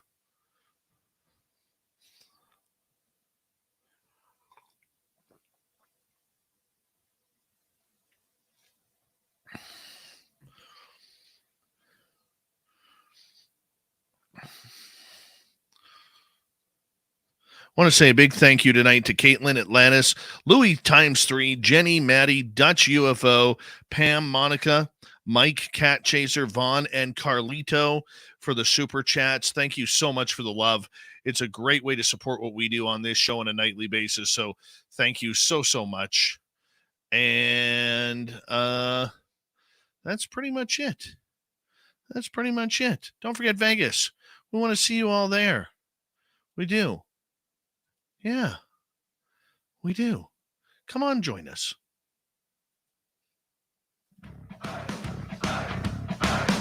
Would you like to connect with us? Head to spacedoutradio.com for all your latest show info. Now, back to Dave Scott and SOR.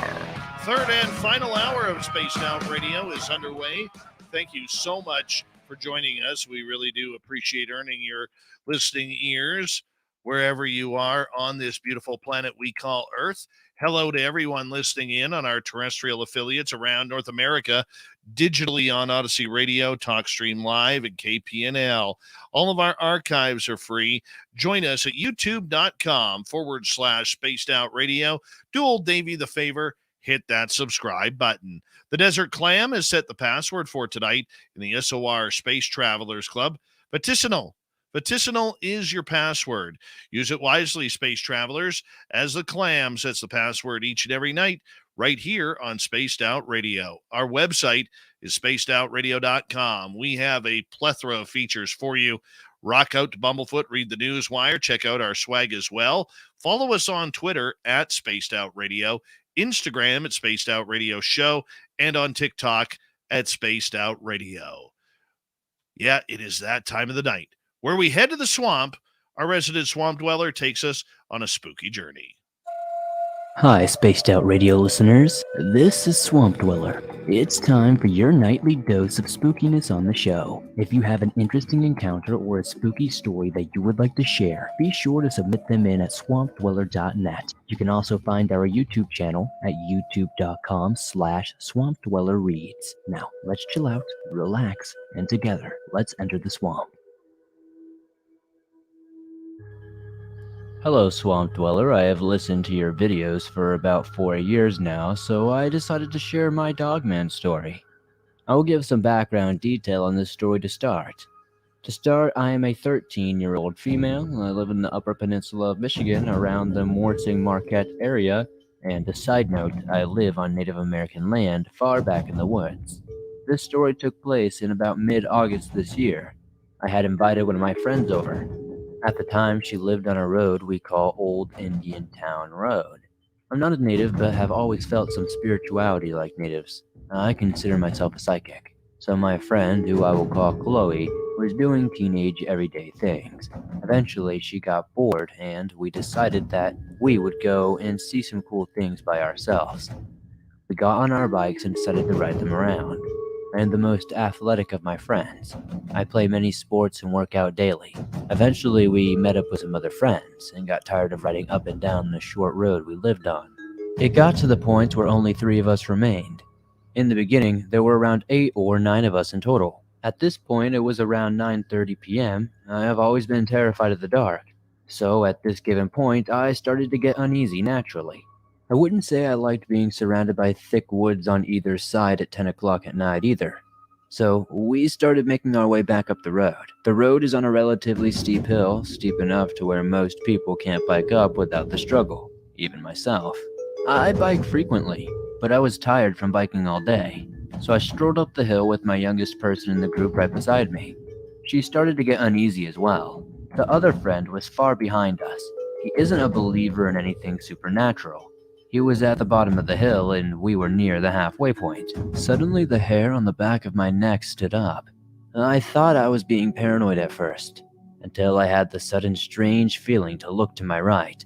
I suddenly snapped my head in that direction. My friend from behind me was looking down, talking to me about something, so she didn't notice me stop. We were on the far left of the road, and on the right there was a drop that ran down very far deep into the woods. Very tall pine trees were filling that deep trench. The woods were so thick you couldn't see the ground and the makeshift track. When I looked over, though, I saw a tall, skinny figure looking at me while clinging to one of those incredibly tall pine trees. It almost looked like an emaciated werewolf, but worse than its appearance was what it was doing. It swayed back and forth in the tree, almost like a big cat, with large, orange eyes blinking at me occasionally. That's when my friend noticed I had stopped. She asked me what was wrong, and I didn't say anything. I didn't want to freak out anyone. I just started walking even faster. My guy friend was still at the bottom of the hill. My other friend and I were almost at the top. I had the worst feeling continuously washing over me. My guy friend finally noticed how far ahead we were and booked it to catch up with us. When we returned to my house, I told them what we saw. The girl behind me agreed that she didn't see what I saw, but definitely felt uneasy when she saw me looking to the right and then speeding up. Nothing more happened that night, but the next day I was walking over to my next door neighbor's house. I was walking over to the girl who was with me when it all happened. That day, she and I rode our bikes and talked about it the night before. It was a lovely day, so we rode our bikes until the sunset again. At one point, I went back to my house to grab something. Walking on the trail to get to her house, I got hit with a sense of dread. That's when she met me, and she started running with me because she felt it too.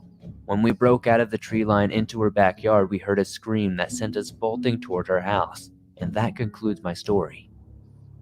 Swamp Dweller doing it again here on Spaced Out Radio, where he takes us on a spooky journey to kick off the third hour of this show every Monday through Friday night, and we love him for it. Hey, if you want to hear Swamp Dweller stories on your own time, he's got a couple of good things going. He's got a live feed going on 24/7 as well. You can sign up for his channel and get all of his stories for free. Go to youtube.com/Swamp Dweller Reads. It's all right there for you. From the swamp to the forests, let's head over to Super Duke. It's World Bigfoot Radio. And where is your intro, Super Duke? I just redid this. Hold on a second here. Why do we not have Super Duke's intro? See, I this sucks because I totally went and changed it today. I totally went and changed Super Duke's information. Where did I put it now? Hold on. I gotta find this now. Hold on. There we go. Let's do this now. I bet you this works. The technicalities of what we have to do to be on radio. Well, let's try this once again. There's that Super Duke file. All right, there it is. Let's get this in here. All right. Let's, oh yeah, it's not going to let me. One second. I'm building the suspense right now. Totally building the suspense. I know. So let's try this. I got to get this right because, like I said, I changed the intro today and I got to make sure it works. And it's not working. Son of a gun. Do I want to delete that track? Yes. So now I know what we got to do. Super Duke, I'm just going to bring you in here for right now. I do have intro music for you. I do. It's okay, Dave. I'm back here in the green room laughing my butt off. I worked hard on getting this because I told you coming in from the new year that I was going to have a new intro for you. And I'm building this up, and I'm like pumped up. I'm like, yeah, Super Duke, we're gonna get you that intro. And now it's not even there. Hold on. Let's see if this works. Super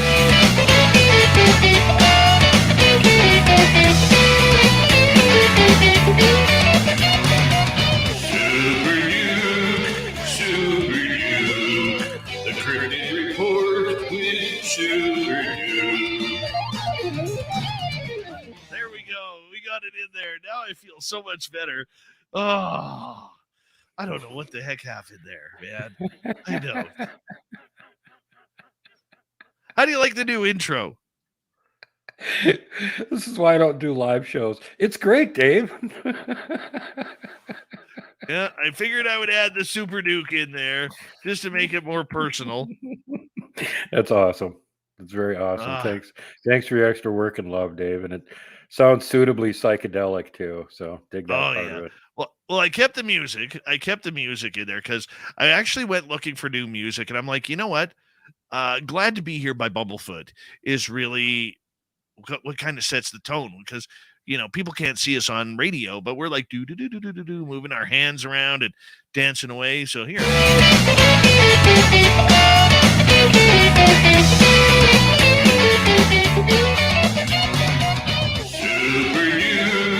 Super Duke, the Cryptid Report with Super Duke.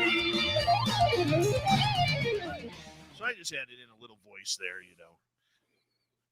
It works for me, man. That's the amazing Ron Bumblefoot Thal on guitar. Oh yeah. Yeah. How you doing, buddy? How was your New Year? Oh, it was pretty relaxing. This whole week hasn't been too bad, and finally managed to get a hold of some of the guests that I've been trying to get on the show for a while, and got a couple of them lined up. It looks like this weekend it's going to be the return of Rocky Mountain Sasquatch Organization's own Kelly Shaw to my show. Excellent. Say hi to Kelly for us. Definitely will. I'll be getting some updates with him. Anybody that missed it, he turned out one of his videos this week where he got a call to go to where there had been a sighting, and it was right near where he had a bunch of game cams anyway, and he needed to service them. So he went, oh, convenient excuse. I'll go see if there's anything prowling around. There's snow up there. I might be able to find tracks, and I have to service my game cams. So he heard some whoops. I don't know if he found any tracks or not. He didn't include those in the video if he did. And the pictures that he had serviced the game cam are really cool. One of them, there's this buck, this good-sized buck that's hanging around by the game cam. There's like 5-6 shots of him in a row. So he's kind of hanging around there for a while. And he gets over on the left-hand side of it, and he's looking the same direction as the game cam, and it goes off, and you're figuring, okay, he moved his head. And then, like, it must have been the very next thing he triggered it again. But this time he's got his head up, and he's craning it forward, and what he's looking at is a white orb. And I went through, this is a game cam, it's stationary. I looked at every other picture from all the seasons that it had taken. No white orb, just that one picture. So that's pretty cool. That is very cool. So the other day I walk out of my house, Duke, and I'm in the middle of nature, and I look out the window, and I've got this beautiful little doe hanging out in my front yard. I open up the door to say hello to her, and here is this buck, this giant buck right behind her. He's still got his 4-point antlers that are sticking out about 1.5 feet off his head. And he's staring at me like, hey, man, that's my doe. And I'm like, yeah. So I'm like, hey, what are you doing here? And he's like, oh, I'm just hanging out. And I said, would you like an apple? So I got this guy. Nice. A nice apple. For our radio audience, I got a picture of it up on our YouTube screen. He's just a gorgeous, healthy male. And so he was pretty happy with the apple that I gave him. And then I wasn't hitting on his girl. That would be odd at the best of times. But, because you don't want any of that happening. But, it's just one of those things that is, I was pretty happy. Honestly, I was thinking right then and there that I was in some sort of Jägermeister type of mood, having to see that guy in his antlers, so it worked for me. It worked for me. Well, for those that missed it, on Sunday, I did the year-end wrap-up. Robin McRae co-hosted with me, and we did the good, the bad, and the ugly, the highs, the lows, the creamy nougat middle of 2022. And covered a whole lot of ground. And Dave Scott got 2 mentions. Thank you. One for his tirades against the BFRO, which I did a short version of and credited you. And then the other one was of course, you finding a new research area and actually getting to see one right away. And well done. There's a lot of supposed researchers who can't do that in that quick amount of time. So well done on that. Anybody else that missed it, go ahead, check it out. And basically from this springs, somebody gave us the idea that we really need to like make an awards show. So we've already got an artist working on the awards, and we're going to be getting the audience to give their opinions on who should get the awards for what, and then we'll have a vote on it, and then it'll go to the final judging round and make the decision on who actually wins what, which thankfully I have nothing to do with. Hold on, you used my audio? I'm gonna have to strike you for that. Nope. Nope, I memorized it. I gave the Reader's Digest version of your 20-minute tirade. Took me about 3 sentences. I'm just teasing, brother. You know I wouldn't do that. You know I wouldn't do that to the old Super Duke. No, that's part of my job. Take really long stories and condense them into 2 or 3 sentences. So you go, wait, what? Yeah, right. You got all the essential information. I just cut out all the grist in between that you're going to get bored listening to because you're the TikTok generation. But last time I was on, we were talking about the studies and stuff that were going on, and I can reveal more on the one that I obliquely mentioned was going on over in Wales, where they had Dr. Igor Burtsev from the Department of Hominology in Moscow do an interview with him. And then they're trying to find more people that have actually interacted with Bigfoot for this study that they're doing. So, of course, Igor immediately told them that they need to get a hold of Robin. So they've already gotten a hold of Robin, and apparently they've set up to do an interview with her too. And now she told me today that she told them they should get a hold of me. And I'm like, wait. Don't be dragging me into any overseas foreign studies. I'm not an interactor anyway. And she's like, yes, you are. And I'm like, no. I'm not talking to him often or anything. Like you guys are. They're going to be after you. They're going to be after you. Man, whatever. I just thought that was hilarious. But yeah, at least, somebody's doing a study on it. Somebody's trying to actually talk to the people that have had the interactions. And, this is something that you've talked about with UFO World that also needs to happen. You need to start taking the people that have had these experiences seriously and start talking to them. Oh, I think you hit the nail on the head there. You completely hit the nail on the head. And I want to say something in regards to the fact that you brought up the BFRO. I wouldn't know that story that the BFRO was actually taking reports and editing them because they contained what they considered woo or nothing scientific. And to me, that was a great disappointment to learn in 2022 because of the fact that I mean, Duke, when you take money from people like they do for membership, and you are skewing the numbers, okay? You are skewing the numbers to make them look better for you. That is dangerous, my friend. That is very, very dangerous, okay? And I don't like that. I don't find that very comfortable. Hey, it's one thing if you want to use scientific method. That's great. We all encourage that. We all do. We all encourage that everybody in this field should have a real thick sense of skepticism on their own. You don't need to announce that you're a skeptic. You don't need to go overboard with skepticism, but you have to be able to tell what is wrong from what is right. I think that's just everyday life. But when you are skewing your numbers and then you are promoting those numbers as factual evidence, that is wrong. That is sinister. That is something that is very, very distrusting of the field and should not be able to go on. And anybody out there who is a member of the BFRO listening to this, and you are putting up with that and haven't called it out, shame on you. There is no excuse for that. No excuse for fudging numbers because of opinion.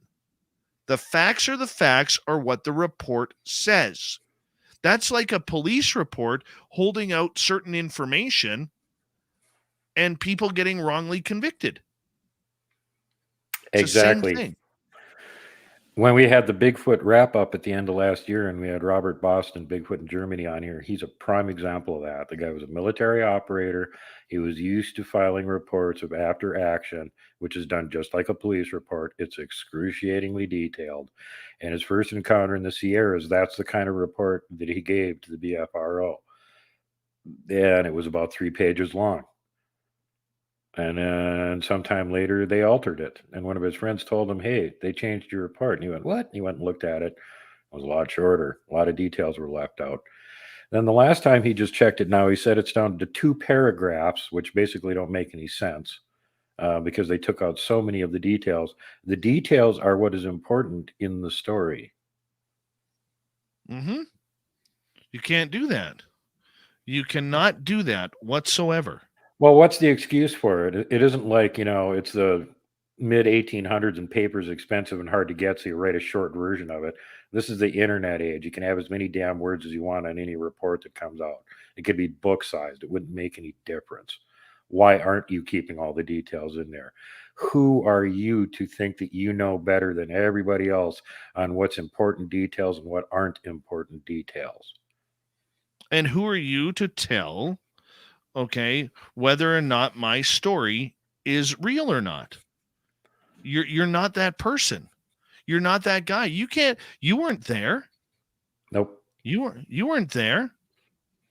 So who are you to tell me that my story is fake? If I see a UFO, if I see a UFO while I'm having a Sasquatch encounter, that's what happened. You don't leave it out on my report just to make yourself look better. Mm-hmm. Okay? You don't. It's not the way it works. No, I mean, flat out changing details. The original report said that they saw an orb also, and that the Bigfoot simply faded away. It didn't walk off or anything. It just sort of faded away, dematerialized or something. And that's the kind of details that they leave out. They'll put the report in. They'll leave out all the woo-woo details of it. The observer is good enough to give you a report of something that they saw, and you believe that part of it, but you don't believe all the details they're telling you.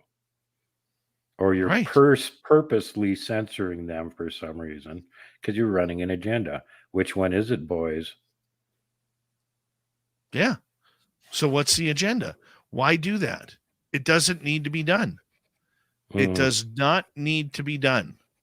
And if you're going to do that, and if you're going to make a mockery of your own statistics that you pride yourself on, shame on you. Shame. Yeah, and the most, butt backwards part of the whole thing is that they're doing this to be science-y, and deleting anything in the data set from a report is the furthest thing from being science-y. Absolutely. I would love to debate that. I would love to debate that with somebody from the BFRO and make sure that they understand how much in the wrong they are. Now, they'll never admit it. Okay? They'll never admit it. And we got to remember, people, there are good people in the BFRO. There are. Yeah. But how it's the people who are making the decision, so the board of directors, that are the ones that cause the problems with this. And if they can't see through it, that's a big issue for the rest of the the Bigfoot and Sasquatch community. Totally agree with Dave. Some of the most amazing Bigfoot researchers I've had on my show have been originally BFRO researchers. And the reason they're not anymore is because of what was going on with how they were saving the data and what they were doing with it, and they quit. Absolutely. Super Duke for World Bigfoot Radio will be here for the next half hour. We're going to get more into his cryptid report and stories as we got him right till the end. Super Duke, World Bigfoot Radio returns for the cryptid report right here on Spaced Out Radio. Next.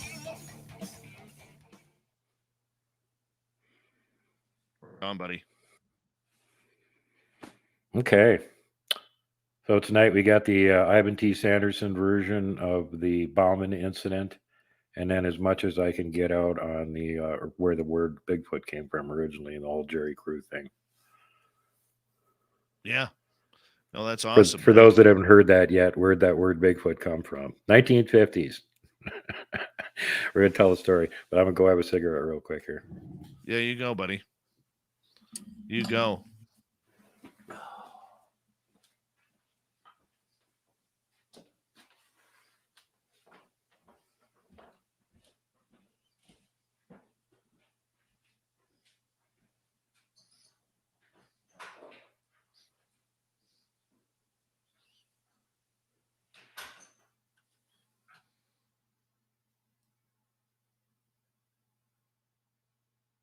Do do do do do do.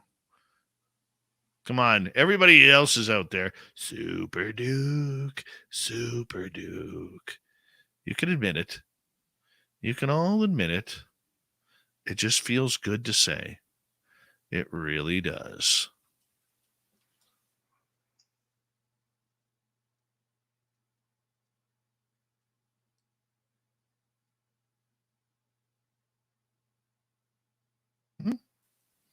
It works. It works. Hadley, how are you?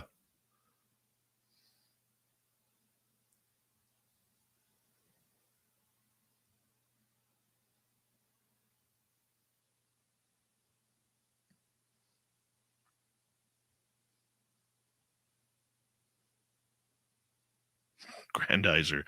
Dave 101, the tradition of Festivus begins with the airing of grievances. I've got a lot of problems with you people, and now you're going to hear about it. Dave Scott.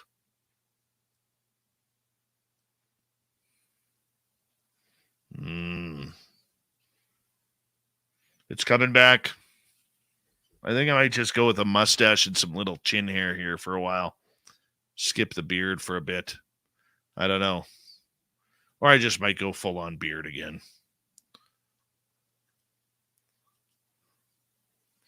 You never know. You never, ever know. Thank you to our super chatters tonight. Deb, Mike, Kira ×2, Caitlin, Atlantis, Louis ×3, Jenny, _ Maddie, Dutch UFO, Pam, I am Pam, Monica, Mike again, Cat Chaser, Vaughn, and Carlito. Thank you guys. Very much appreciate the love. Very much appreciate the love.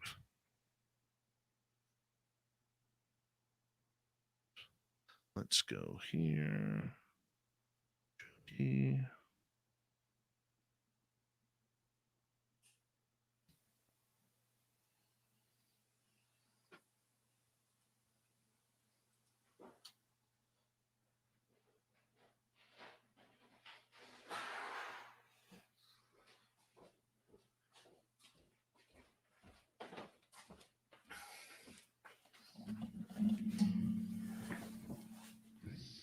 I hear Super Duke. I'm back. I hear Super Duke. I'm back. Yeah, I tell you, it's going to be fun doing the Biggie Awards. We already got an artist that's working on they look like the Oscar, the gold statue, except they're Bigfoot statues. And we got different ones for different categories already. So it's going to be fun. And this is all going to be audience participation. So you guys that are listening right now, I'm going to be putting up polls over on my YouTube community chat tab, and you can go over there and vote and put in who you think should be the person that wins each position and why you think they were the best at doing that for the year just past 2022. And so we'll have a lot of fun with this. Super Duke, having fun with Super Duke. Man, how'd you like the new intro? Just be honest. Oh, it's cool. No, I really like the 60s throwback echo voice on there. You know, that's totally the kind of style of music that I grew up listening to. I figured you'd like some echo. I threw in a little distortion, a little tremolo in there. It almost had that Tommy James Crimson and Clover thing going on. It was pretty close. I know. He cheated to that. He just sang it through a freaking fan. That's how they got that effect. Really? Yeah, I saw him talking about that. They're like, "How'd you get that effect?" He's like, "I sang it through a fan." Oh my goodness! Hey, it worked. Yeah, totally worked. It sounded great, and everybody's like, "How are they doing this trippy new effect?" they invented another one. That was back in the day when Hendrix was inventing all the special effects, wah-wah pedals and stuff. They're like, wow, how Tommy James come up with this? Hold on, buddy. Here we go.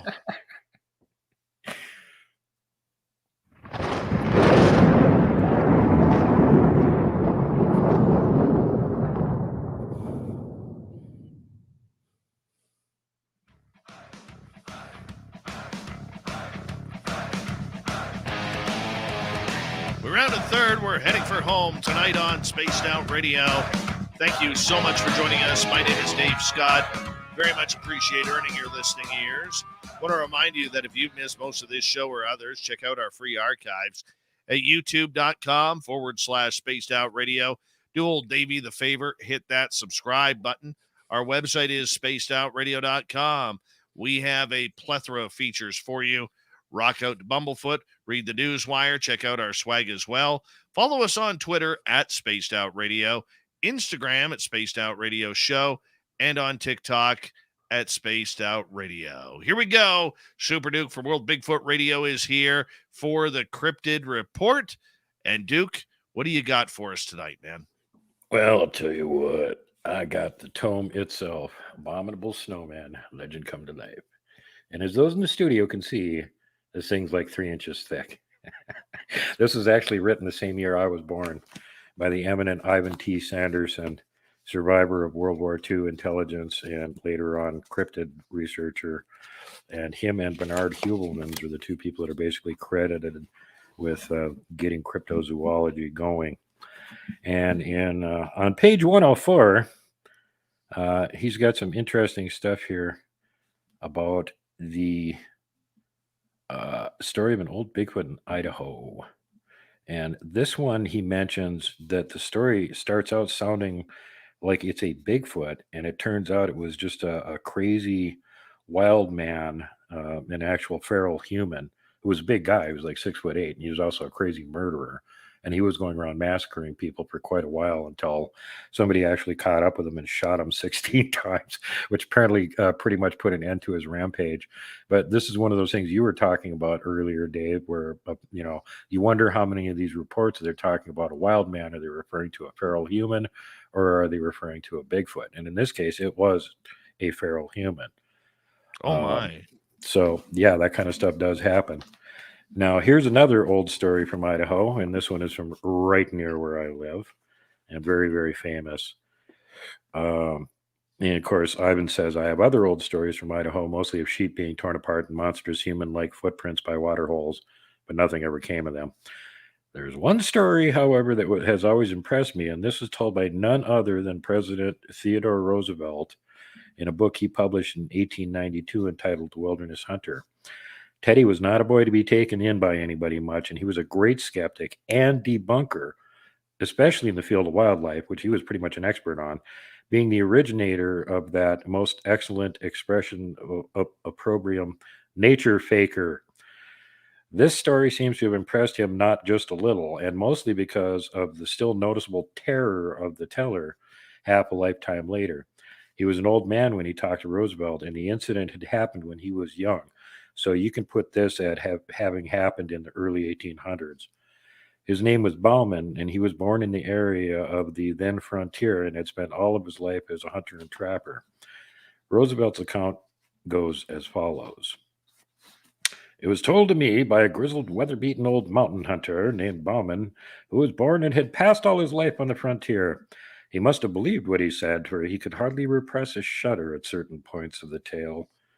When the event occurred, Bauman was still a young man and was trapping with a partner among the mountains, dividing the forks of the salmon from the head of the Wisdom River. This account doesn't mention it, but I've researched this so much. The name of his partner was actually Jessup. Not having had much luck, he and his partner determined to go up into a particularly wild and lonely pass through which ran a small stream said to contain many beaver. The pass has an evil reputation because the year before a solitary hunter who had wandered into it was there slain, seemingly by a wild beast, the half-eaten remains being afterwards found by some mining prospectors who had passed his camp only the night before. Now, the president may not have known about this part of it, but there was another victim within a year of that previously who had been a miner that had wandered out of the area, literally beaten to a pulp. had told the people that he stumbled into camp that he had been beaten up by mountain apes and he didn't survive the night. And they felt so bad for him, they named the mining camp after him, which eventually became a town, which is still there to this day, although they've changed the name of the town because people keep stealing the road sign because apparently it's hilarious. But the miner who died's name was Dick, and the town's name Bloody Dick. So they changed the name of it. So anyway, the memory of this event weighed very lightly on the two trappers, who were as adventurous young men and hardy as others of their kind. They then struck out on foot through the vast gloomy forest, and in about 4 hours reached a little open glade where they concluded to camp, as signs of game were plenty. There was still an hour or two of daylight left, and after building a brush lean-to and throwing down and opening their packs, they started upstream. At dusk, they again reached camp.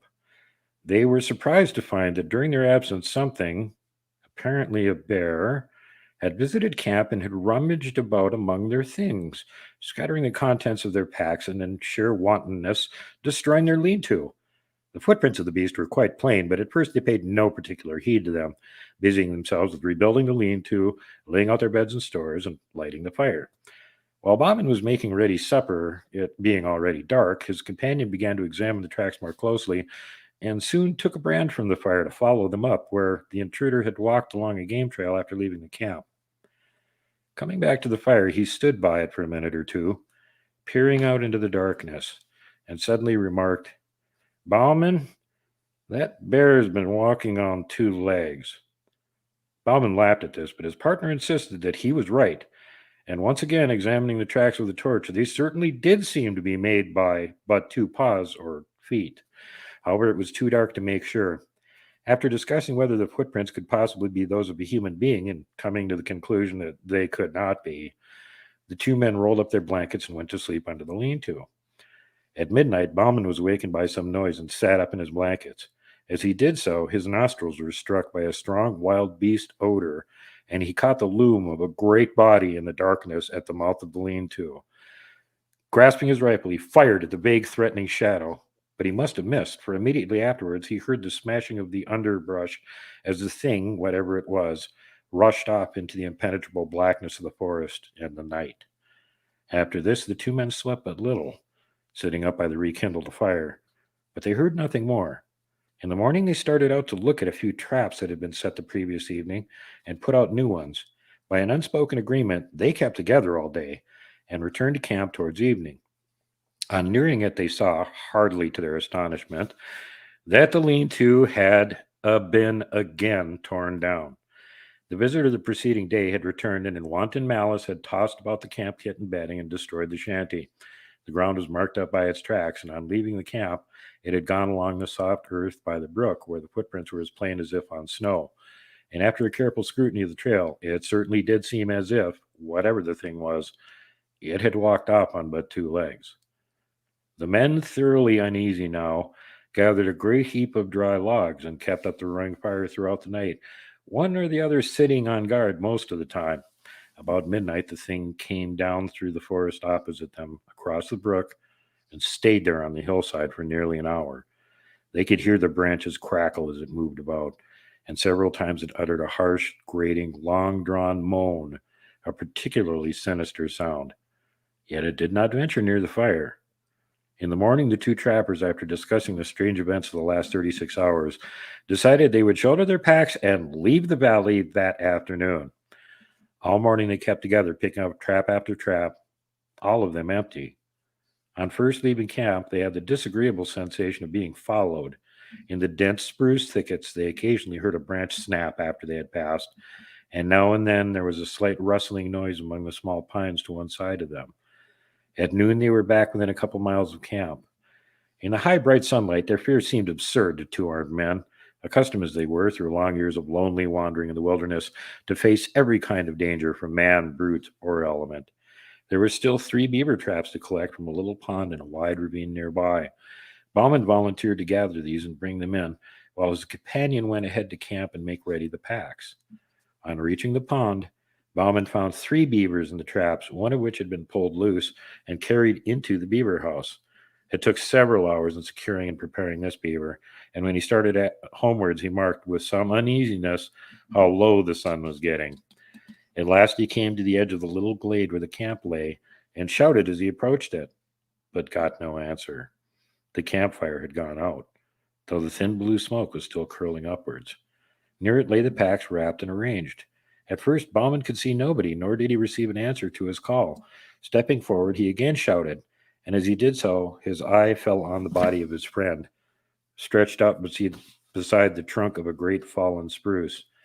Rushing toward it, the horrified trapper found that the body was still warm, but that the neck was broken, although there were 4 great fang marks in the throat. The footprints of the unknown beast creature printed deep in the soft soil told the whole story. The unfortunate man, having finished his packing, had sat down on the spruce log with his face to the fire and his back to the dense woods to wait for his companion. It had not eaten the body, but apparently had just romped and gabbled around it in uncouth, ferocious glee, occasionally rolling over and over it, and had then fled back into the soundless depths of the woods. Bauman, now completely unnerved, and believing that the creature with which he had to deal was something either half human or half devil, some great goblin beast, abandoned everything but his rifle and struck off at speed down the pass, not halting until he reached the beaver meadows where the hobbled ponies were still grazing. Mounting, he rode onwards through the night until far beyond the reach of pursuit. That's almost swamp dwellerish right there, Super Duke. Yeah, except it's a true story. There's actually a ranger over in that part of Idaho who's pretty sure he found the abandoned camp that Bauman left, because remember, he left all of his steel traps there. And the ranger that works in this area, the Salmon River Forest, is pretty sure he found the spot, because they found these old rusty, really old traps there. And it's right around the area where he's describing that this happened. So there's that. And then there's also the local reports of this one, of course, which got reported by Teddy Roosevelt himself, who was quite the big game hunter and outdoorsman. He knew what he was doing out in the woods, wasn't scared easily. And they don't usually talk about it, but in that book, he's also got another story, because they like to say, well, this is actually something that happened to him, and he just used this name of this Bauman guy so he wouldn't get the heat for it. Well, no, he's got another story where he was out camping with somebody, big game hunting, and I believe it was out here in the Rockies somewhere, and they apparently had a Bigfoot around their camp making noise and throwing stuff at them all night. Scared the bleep out of them. But that was as far as it went, and nobody ever brings up that story. It's... I mean, a lot of this could be very traumatic for people, Duke. I mean, it doesn't matter whether it's the time of the internet or way back when. I mean, when you're dealing with monsters, which is exactly what this is, I mean, how do you even go with it? Yeah, exactly. Where's the sanity? At that time, the only people in the area that would have known anything at all about this would have been like the local natives. And whether they would have told some fur trappers or anything or not, really debatable. Depends on how good of terms they're on with them. There was no knowledge of any kind of, there being such a thing as Sasquatch. And we don't know for a fact that that's what killed this guy. They never actually saw it. It left Bigfoot-looking tracks. So we don't even know for sure what killed him, because they never actually saw the dang thing. Assuming it's a Bigfoot, probably. Because there definitely are dangerous rogue ones that don't want humans around, and fairly psychopathic. Best to avoid them. They're rogues for a reason. They don't play well with others. And you remember, according to this report now, they got harassed by this thing for the better part of 2 days. And as far as they could tell, there was only one. And that's a telltale sign right there, too. There wasn't any group activity going on. There was just one. No, that must have been one angry Sasquatch, man. Yeah, well, apparently he killed 3 people between Jessup and Dick and the other guy that they don't name, that they had found his remains up there within about a year and a half. So you can guess that whoever did it was probably the same critter.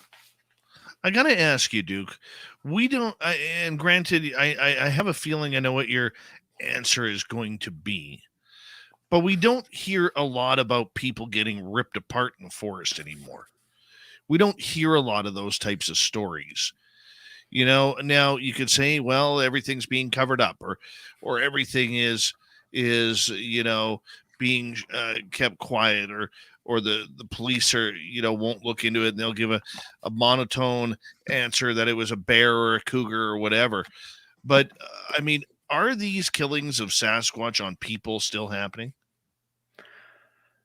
Yeah, I'm pretty sure that there still are, and yeah, the majority of them are being covered up. But I don't think there's all that many. It's not nearly as much as what gets portrayed. Look on some of these shows, it's like every other show. My uncle shot at Bigfoot and it ran away, or Bigfoot clubbed our cow to death, or Bigfoot ate my uncle's Winnebago. And it's all these, horrific death dealing encounters with Bigfoot. And sometimes the story includes people getting injured or killed. Okay, there's records on pretty much everybody. If somebody got injured or killed, that's something you can actually look up. And how often when you look into those, is there anything to it? When you actually press the people that did these stories, half time they'll admit that they either made it up or they embellished it. It was a real story and they just added on to it, or they just completely manufactured it. So just because somebody reads you a story on some show doesn't mean there's any validity to it whatsoever. And I tend to put an extremely jaundiced eye on most of these horrific Bigfoot ripping people limb from limb BS stories, because every time I try to investigate one, there's nothing to it. Yeah. I mean, how do you even find it, my friend? How do you even find it? Hey, I want to ask you, going into 2023, on a personal note, as we've now started the brand new year, what's the goal for Super Duke out in the forest? Well, I got more celebrity guests showing up this year that want to go out in the woods, so that'll be that usual routine for that. Other than that, I want to spend a lot more time in the woods this year than I got to last year. Last year, I didn't have any transportation to make it possible. And if hopefully by then I will have working vehicle and I can, pretty much live in the woods most of the summer. That's my plan. I want to be up there all the time, camping out. And this is because my approach is just habituation to presence. So it's taken like 7-8 years to get them to the point where they're at right now. And that's with not crowding them, going up there like once a month is off, from as soon as the pass opens until it closes, go up there at least once a month. Some months we hit it twice. Usually it's just once a month. And so they just got used to us showing up on this campsite once a month. We're comical. We walk around, find their huge structures. Oh, and how great they are. Then go back to camp again. We're good entertainment. So they finally got to the point where they, not only put up with us, they actually enjoy it when we come up there and visit. Because, we pick up the trash out of the woods. We don't shoot any animals. We don't cut down any live trees. You don't need to. There's tons of dry deadfall up there. You can be burning campfires until the end of time and never run out of wood within walking distance of the campsite that you can burn up, So after long enough, they just observe you and they decide if they like you or not. And now is the point where if I was up there a lot, I don't think they would feel like I was crowding them, because they know I'm not like trying to trick them. I'm not setting up game cams and audio capture cams and all that kind of stuff. If you want to wander into camp and have a cookie at night, feel free, because otherwise a damn deer will eat them anyway. You guys might as well get them. And literally had a chase out of camp last time we were up there because it kept making all this damn noise. Bigfoot would be subtle and sly and you wouldn't hear him. And there's something like digging through every bag in camp, making a racket.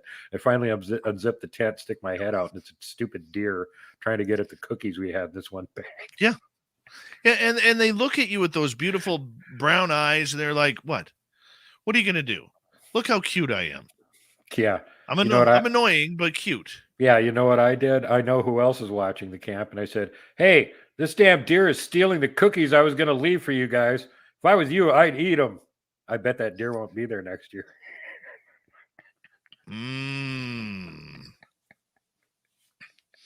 Just playing a mean game there, Super Duke. Playing a mean game there. Yeah, I just know my main goal for this year is to get more field research time in, because that's what I'm good at doing, and I want to be out there anyway. And I've actually got 2 groups of them here now that enjoy. Well, at least they put up with me, but I don't want to go too far and say they look forward to me showing up. They put up with me. That's enough. I'm happy with that. Well, you know what? Now that I've got an area that's hopping, I'm just hoping that next year that the ones we have been following will be back there, and they weren't just in a migratory area. I'm really hoping that that's what's coming.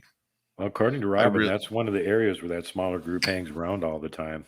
So you should be able to go get activity there during the warmer months when you can get to it. She said there's another bigger group that's further away from there, and they're like, it's a good thing they're further away, and you probably don't feel like hiking that far and being all Rob Kreider like because they're not all that no friendly. hell no. No, Dave does. Dave doesn't do hiking, my friend. That's just, I physically can't. It was 12 years ago. I was in a wheelchair most of the time. It took me a lot of therapy to get to the point where I could walk with a cane, and now I can walk without a cane, and even on rough terrain. But I can't go very far, like 2-3 miles. And that's it. That maxes me out, and I'm like, okay, I'm done for the day. My ankle's giving out. Sorry. My back feels like somebody just hit me with a baseball bat. 20 seconds, my friend. Tell everybody where they can find World Bigfoot Radio. Come on over and see me on YouTube, Rumble, BitChute, Odyssey, and Great Eon. And you can find my Facebook group, especially for people that have stories and want to talk to other people that have had encounters and whatnot that would understand. Robin McCrae's over all the time. Montana Bigfoot Project on Facebook. We have 6,000 members. Come join up. Make the numbers bigger. We love it, man. We love it when you're here. We love everything that you do, Super Duke. Thank you for being a part of us here going into 2023. You make it all much better for us, my man. And thank you to the Swamp Dweller for coming in with another spooky story. And our guest from earlier on, Geraldine Orozco, for the spiritual you. We got Mr. Ron Bumblefoot Thal rocking in the background with Little Brother is watching. Bumblefoot is the official music of Spaced Out Radio, rocking us in and out of every single show. Get your horns up for the guitar god himself. Special thanks to everybody listening in at home, at work, in your cars, wherever you may be. Thank you to everyone in our chat rooms tonight. YouTube, Twitch, LDAP, LinkedIn, Facebook, Spreaker, the Space Travelers Club, and on Twitter at hashtag Spaced Out Radio. I know you're out there somewhere. Remember, this show is copyright by Spaced Out Radio and SOR Media Ventures Limited. Thank you so much for choosing to share your evening with us, because together, my friends, don't make a mistake. We're watching. We own the night. Mr. Bumblefoot, we need a favor. We need you to take us home.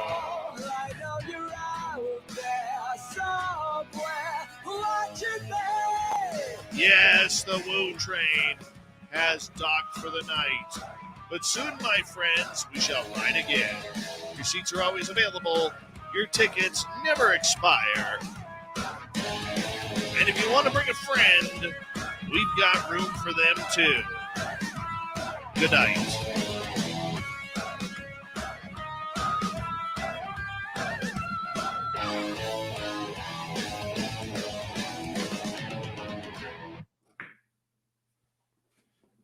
Super Duke. Super Dave. He don't scare easy. He's so brave. Super Dave. Super Dave. So Bigfoot didn't run away. Look out. Here comes the Super Dave.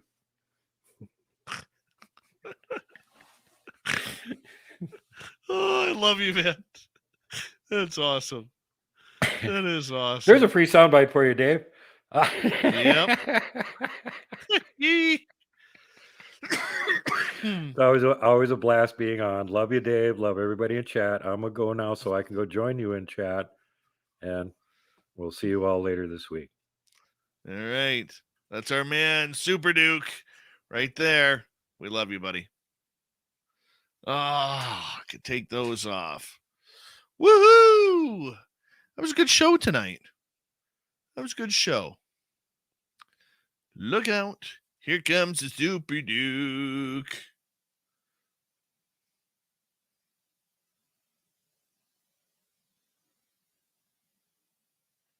Do do do do do do do do do do do do. I know. I know. I know. Elephant time? What is that? Elephant time? Elephant, elephant. 9 elephant time, Dave? I don't get it. Honestly, I don't get it. Help me out here, my man. Help me out there, Mikey.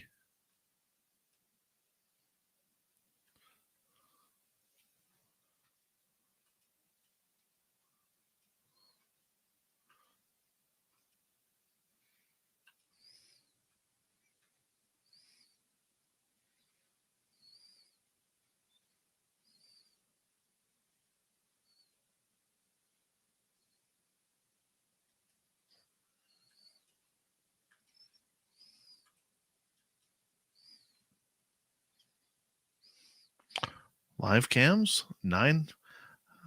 Mike, I'm still lost here, man. Live cam? Oh, I know what you're getting at. Hold on. Sorry, man, for the brain fart there.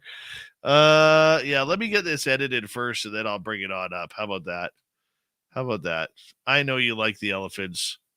I know you're like me, man. You're like me.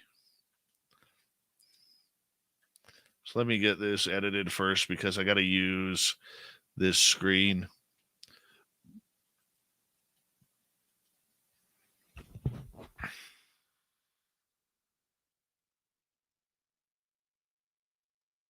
Now we're rolling.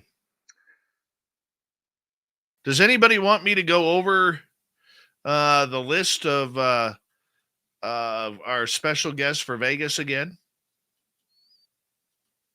Because I kind of raced through it there with Geraldine.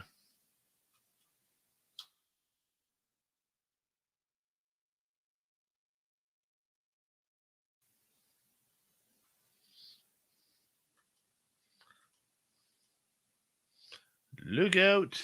Here comes the Super Duke.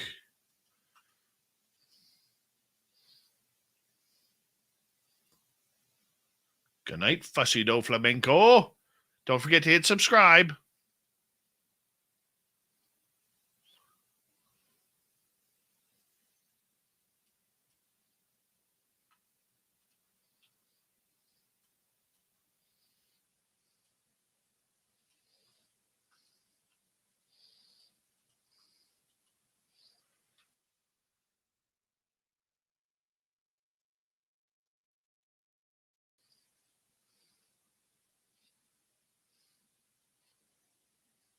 Deb will do a try, but you got to get there.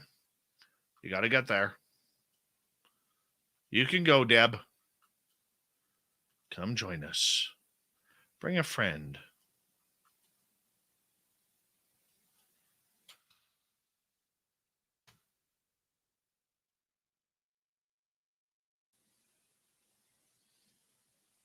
Mike Bothwell, get a passport.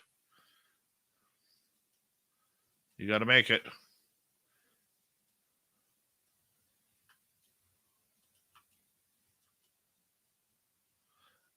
Where are you, Mike?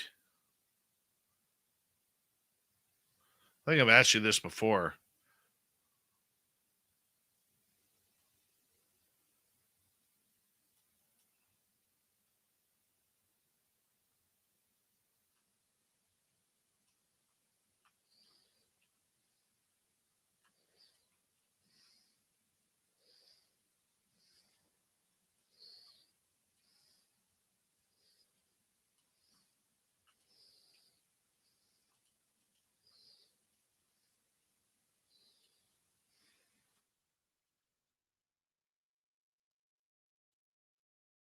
You're in Ottawa.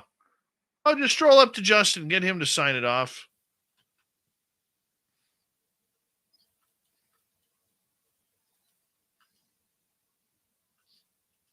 Mike, if you're in Ottawa, what the Sam hell are you doing up at this time? You part of CSIS who is monitoring us? Is that what you do? Are you CSIS monitoring us for the woo? You. You.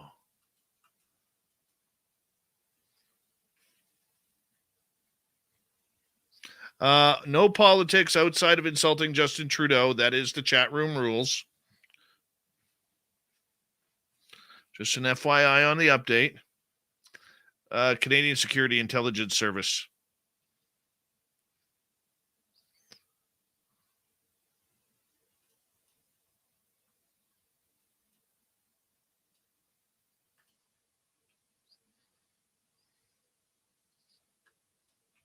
It'd be the equivalent of like a combination between the FBI and the CIA.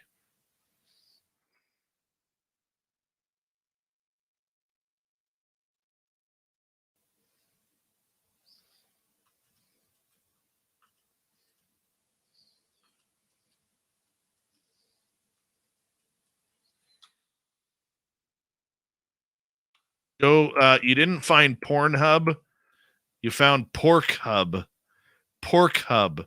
That's why it's filled with hogs and pigs and wild boars. Pork Hub, buddy. You need glasses. I know the K and the M are quite close together in the alphabet. There's only an L that separates them. But gee whiz, man. Pornhub, not Pork Hub.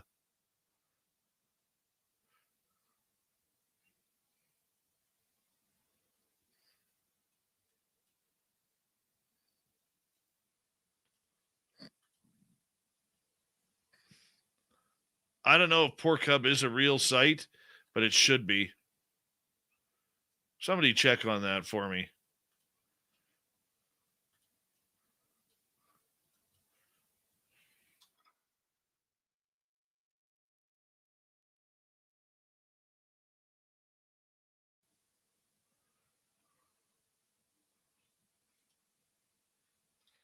Porkhub.com. I'm looking it up. Oh my God, it's available. It's available.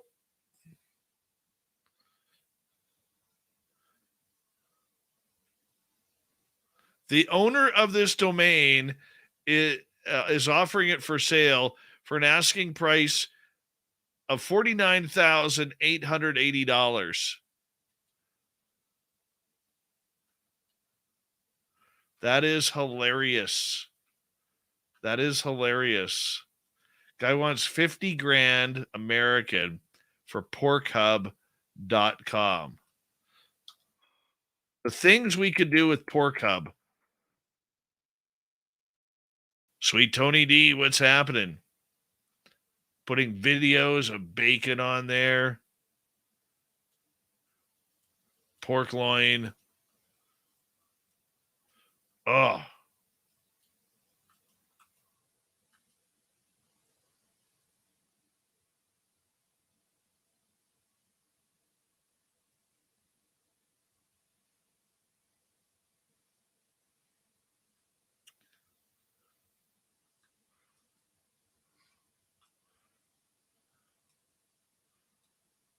If I was good at websites, if I knew anything about them,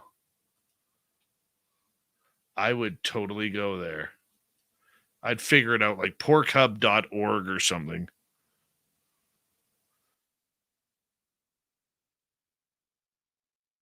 I pay Parker. Kiss me, and APay Hub is free. There we go.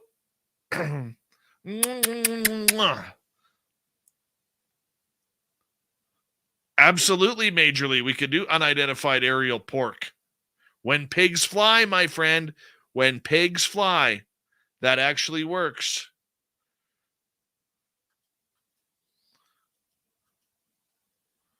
I think we're onto something here.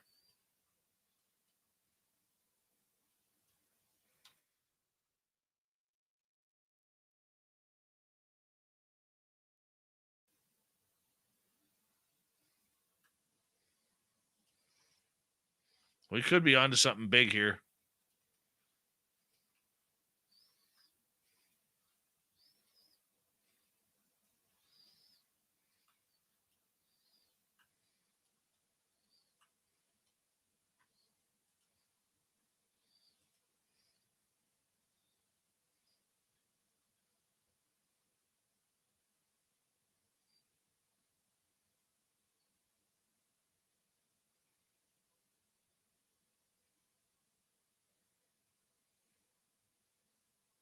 Look at Grandmaster coming in with a giant A Macarena. Right there. I mean, seriously, where does that come from? Out of the blue, slamming down an A Macarena.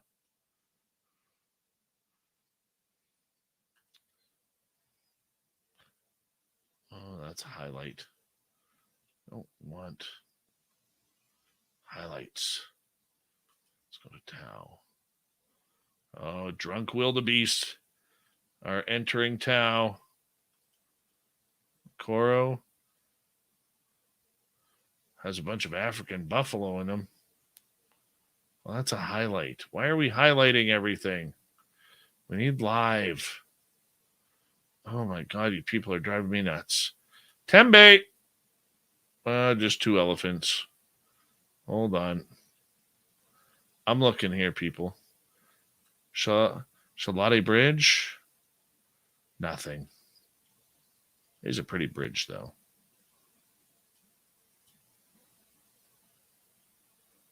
Oh, the Nomad Cam. Nothing on the beaches. At least the rivers are starting to go down. Where are we here?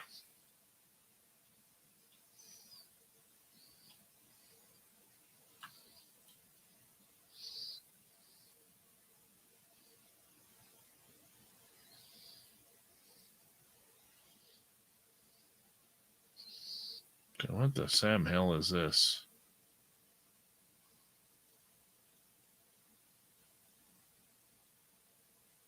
We may have gators here, or crocodiles, or hippos. One of the two. Probably gators.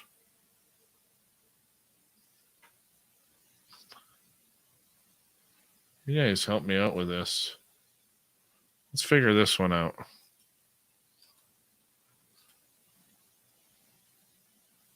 Oh, hold on. Right there. There we go.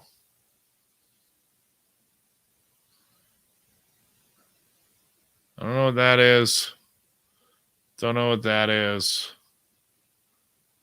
This looks like a giant rock with a tarp on it. Don't know what the hell that is. Rock. Ah, this is nothing. Let's get back to normal here. All right. I don't want that view. I hate that view. Nothing over there.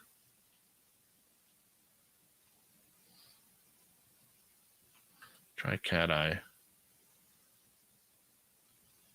And of course, some spider has to ruin the camera while we're looking at the ducks. Or no, you know what? I don't think that's a spider. I think that's bird poop.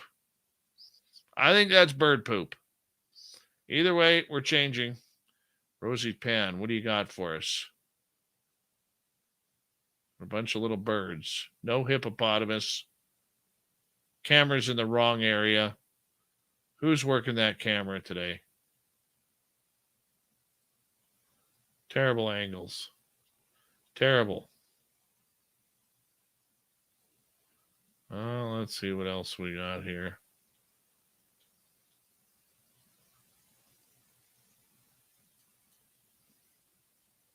Oh, that's the same one. And maybe fill us out here. Oh, don't be showing those. Don't need no African boobies here. Of course the oryx are going to be there. What else we got? What's in the Kalahari here?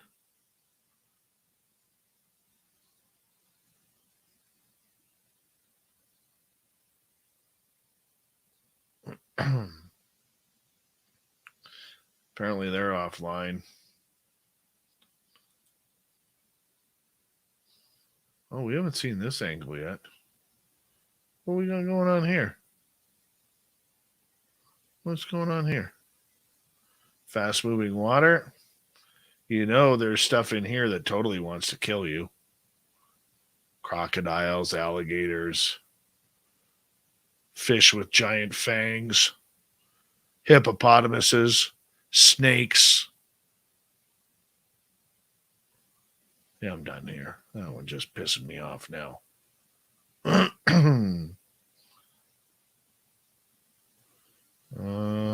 Let's go to Tembe. Oh, we got a third elephant in there now. We got 3 elephants just in time for me to just pull this over. Hold on. Outlook, take those, drag those there, close that, empty that. Go here, here, throw that here. This one goes there. And let's drop that one there and start that. Sound good? Great.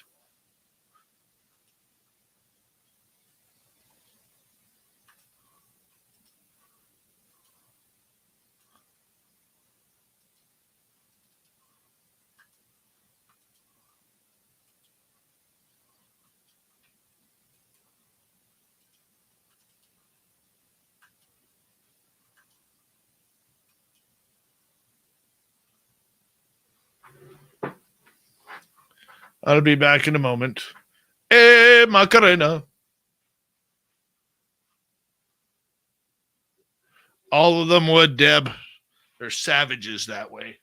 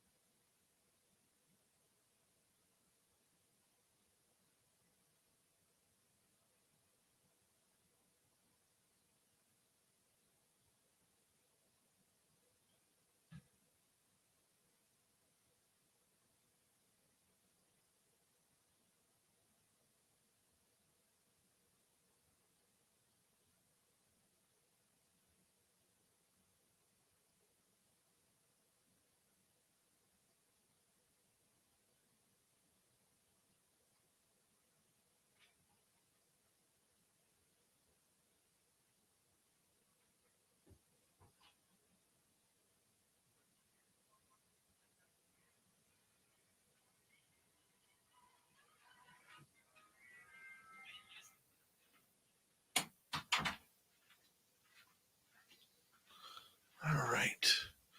Those are done. That one's done. Excuse me on this.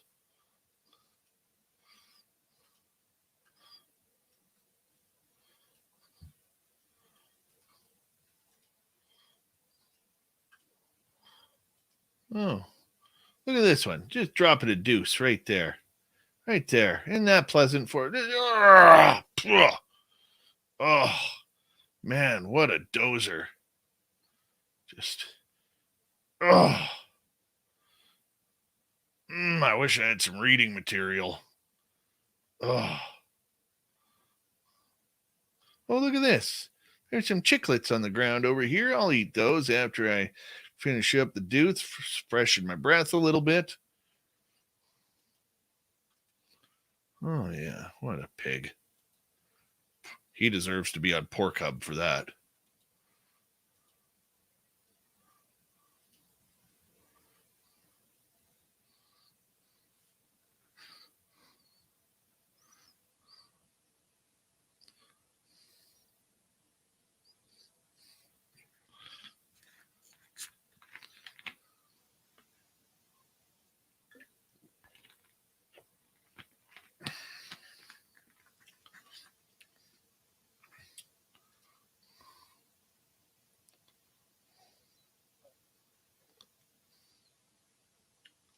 Mm-hmm.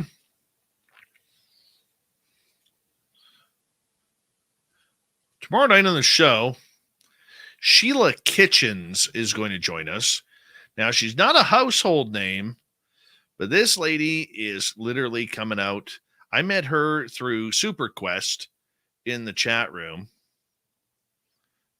And when I was on his show about a year ago, and Sheila was on with us, it was me, Merle, and Quest and Sheila, just talking some paranormal stuff. And she just has amazing stories. And she's never really talked publicly about them on a big format. So she's going to join us tomorrow night regarding that. And it's going to be absolutely great. And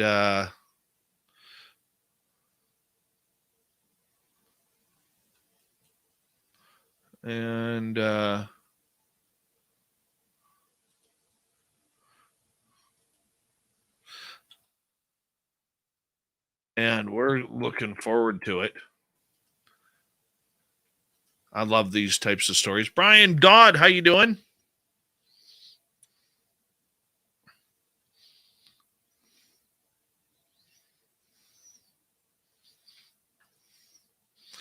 I love those types of stories. I really do. I really, really do. Personal encounters of ghosts and other beings that are around there. And so it's going to be a lot of fun tomorrow night. Sheila Kitchens. And then Thursday, we have Jack Roth. We're going to go into the conspiracy of Kennedy being killed.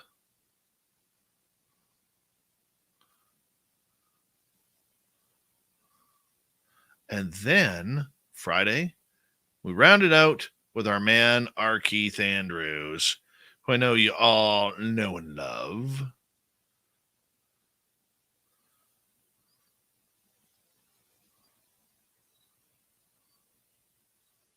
Yeah. Let's make it happen. Let's make it happen. We got a power week here for you. Power week.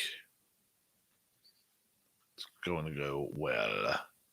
Going to go very well.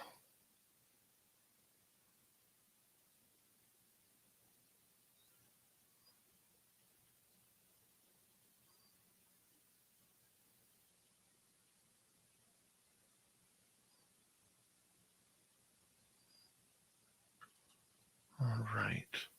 Share this one. Share that folder. We are done. It is that time of the night to say goodnight to all of you. Deb won't do that. You have to look into the behind the scenes of him to see what kind of person he is. It's not very nice.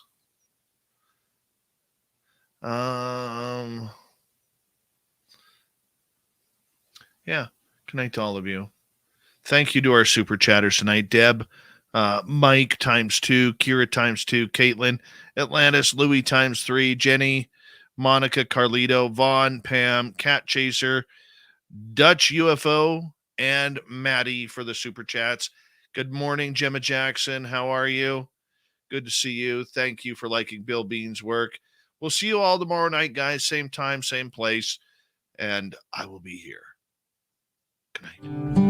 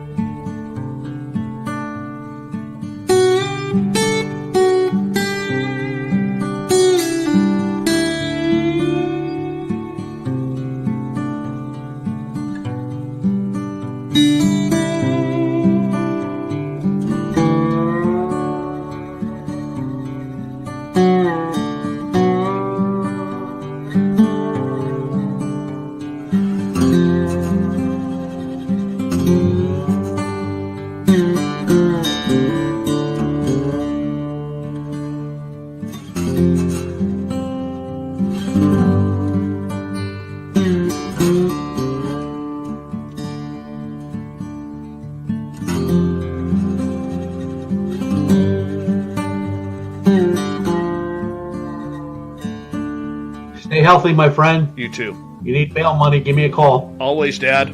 Take care. You too.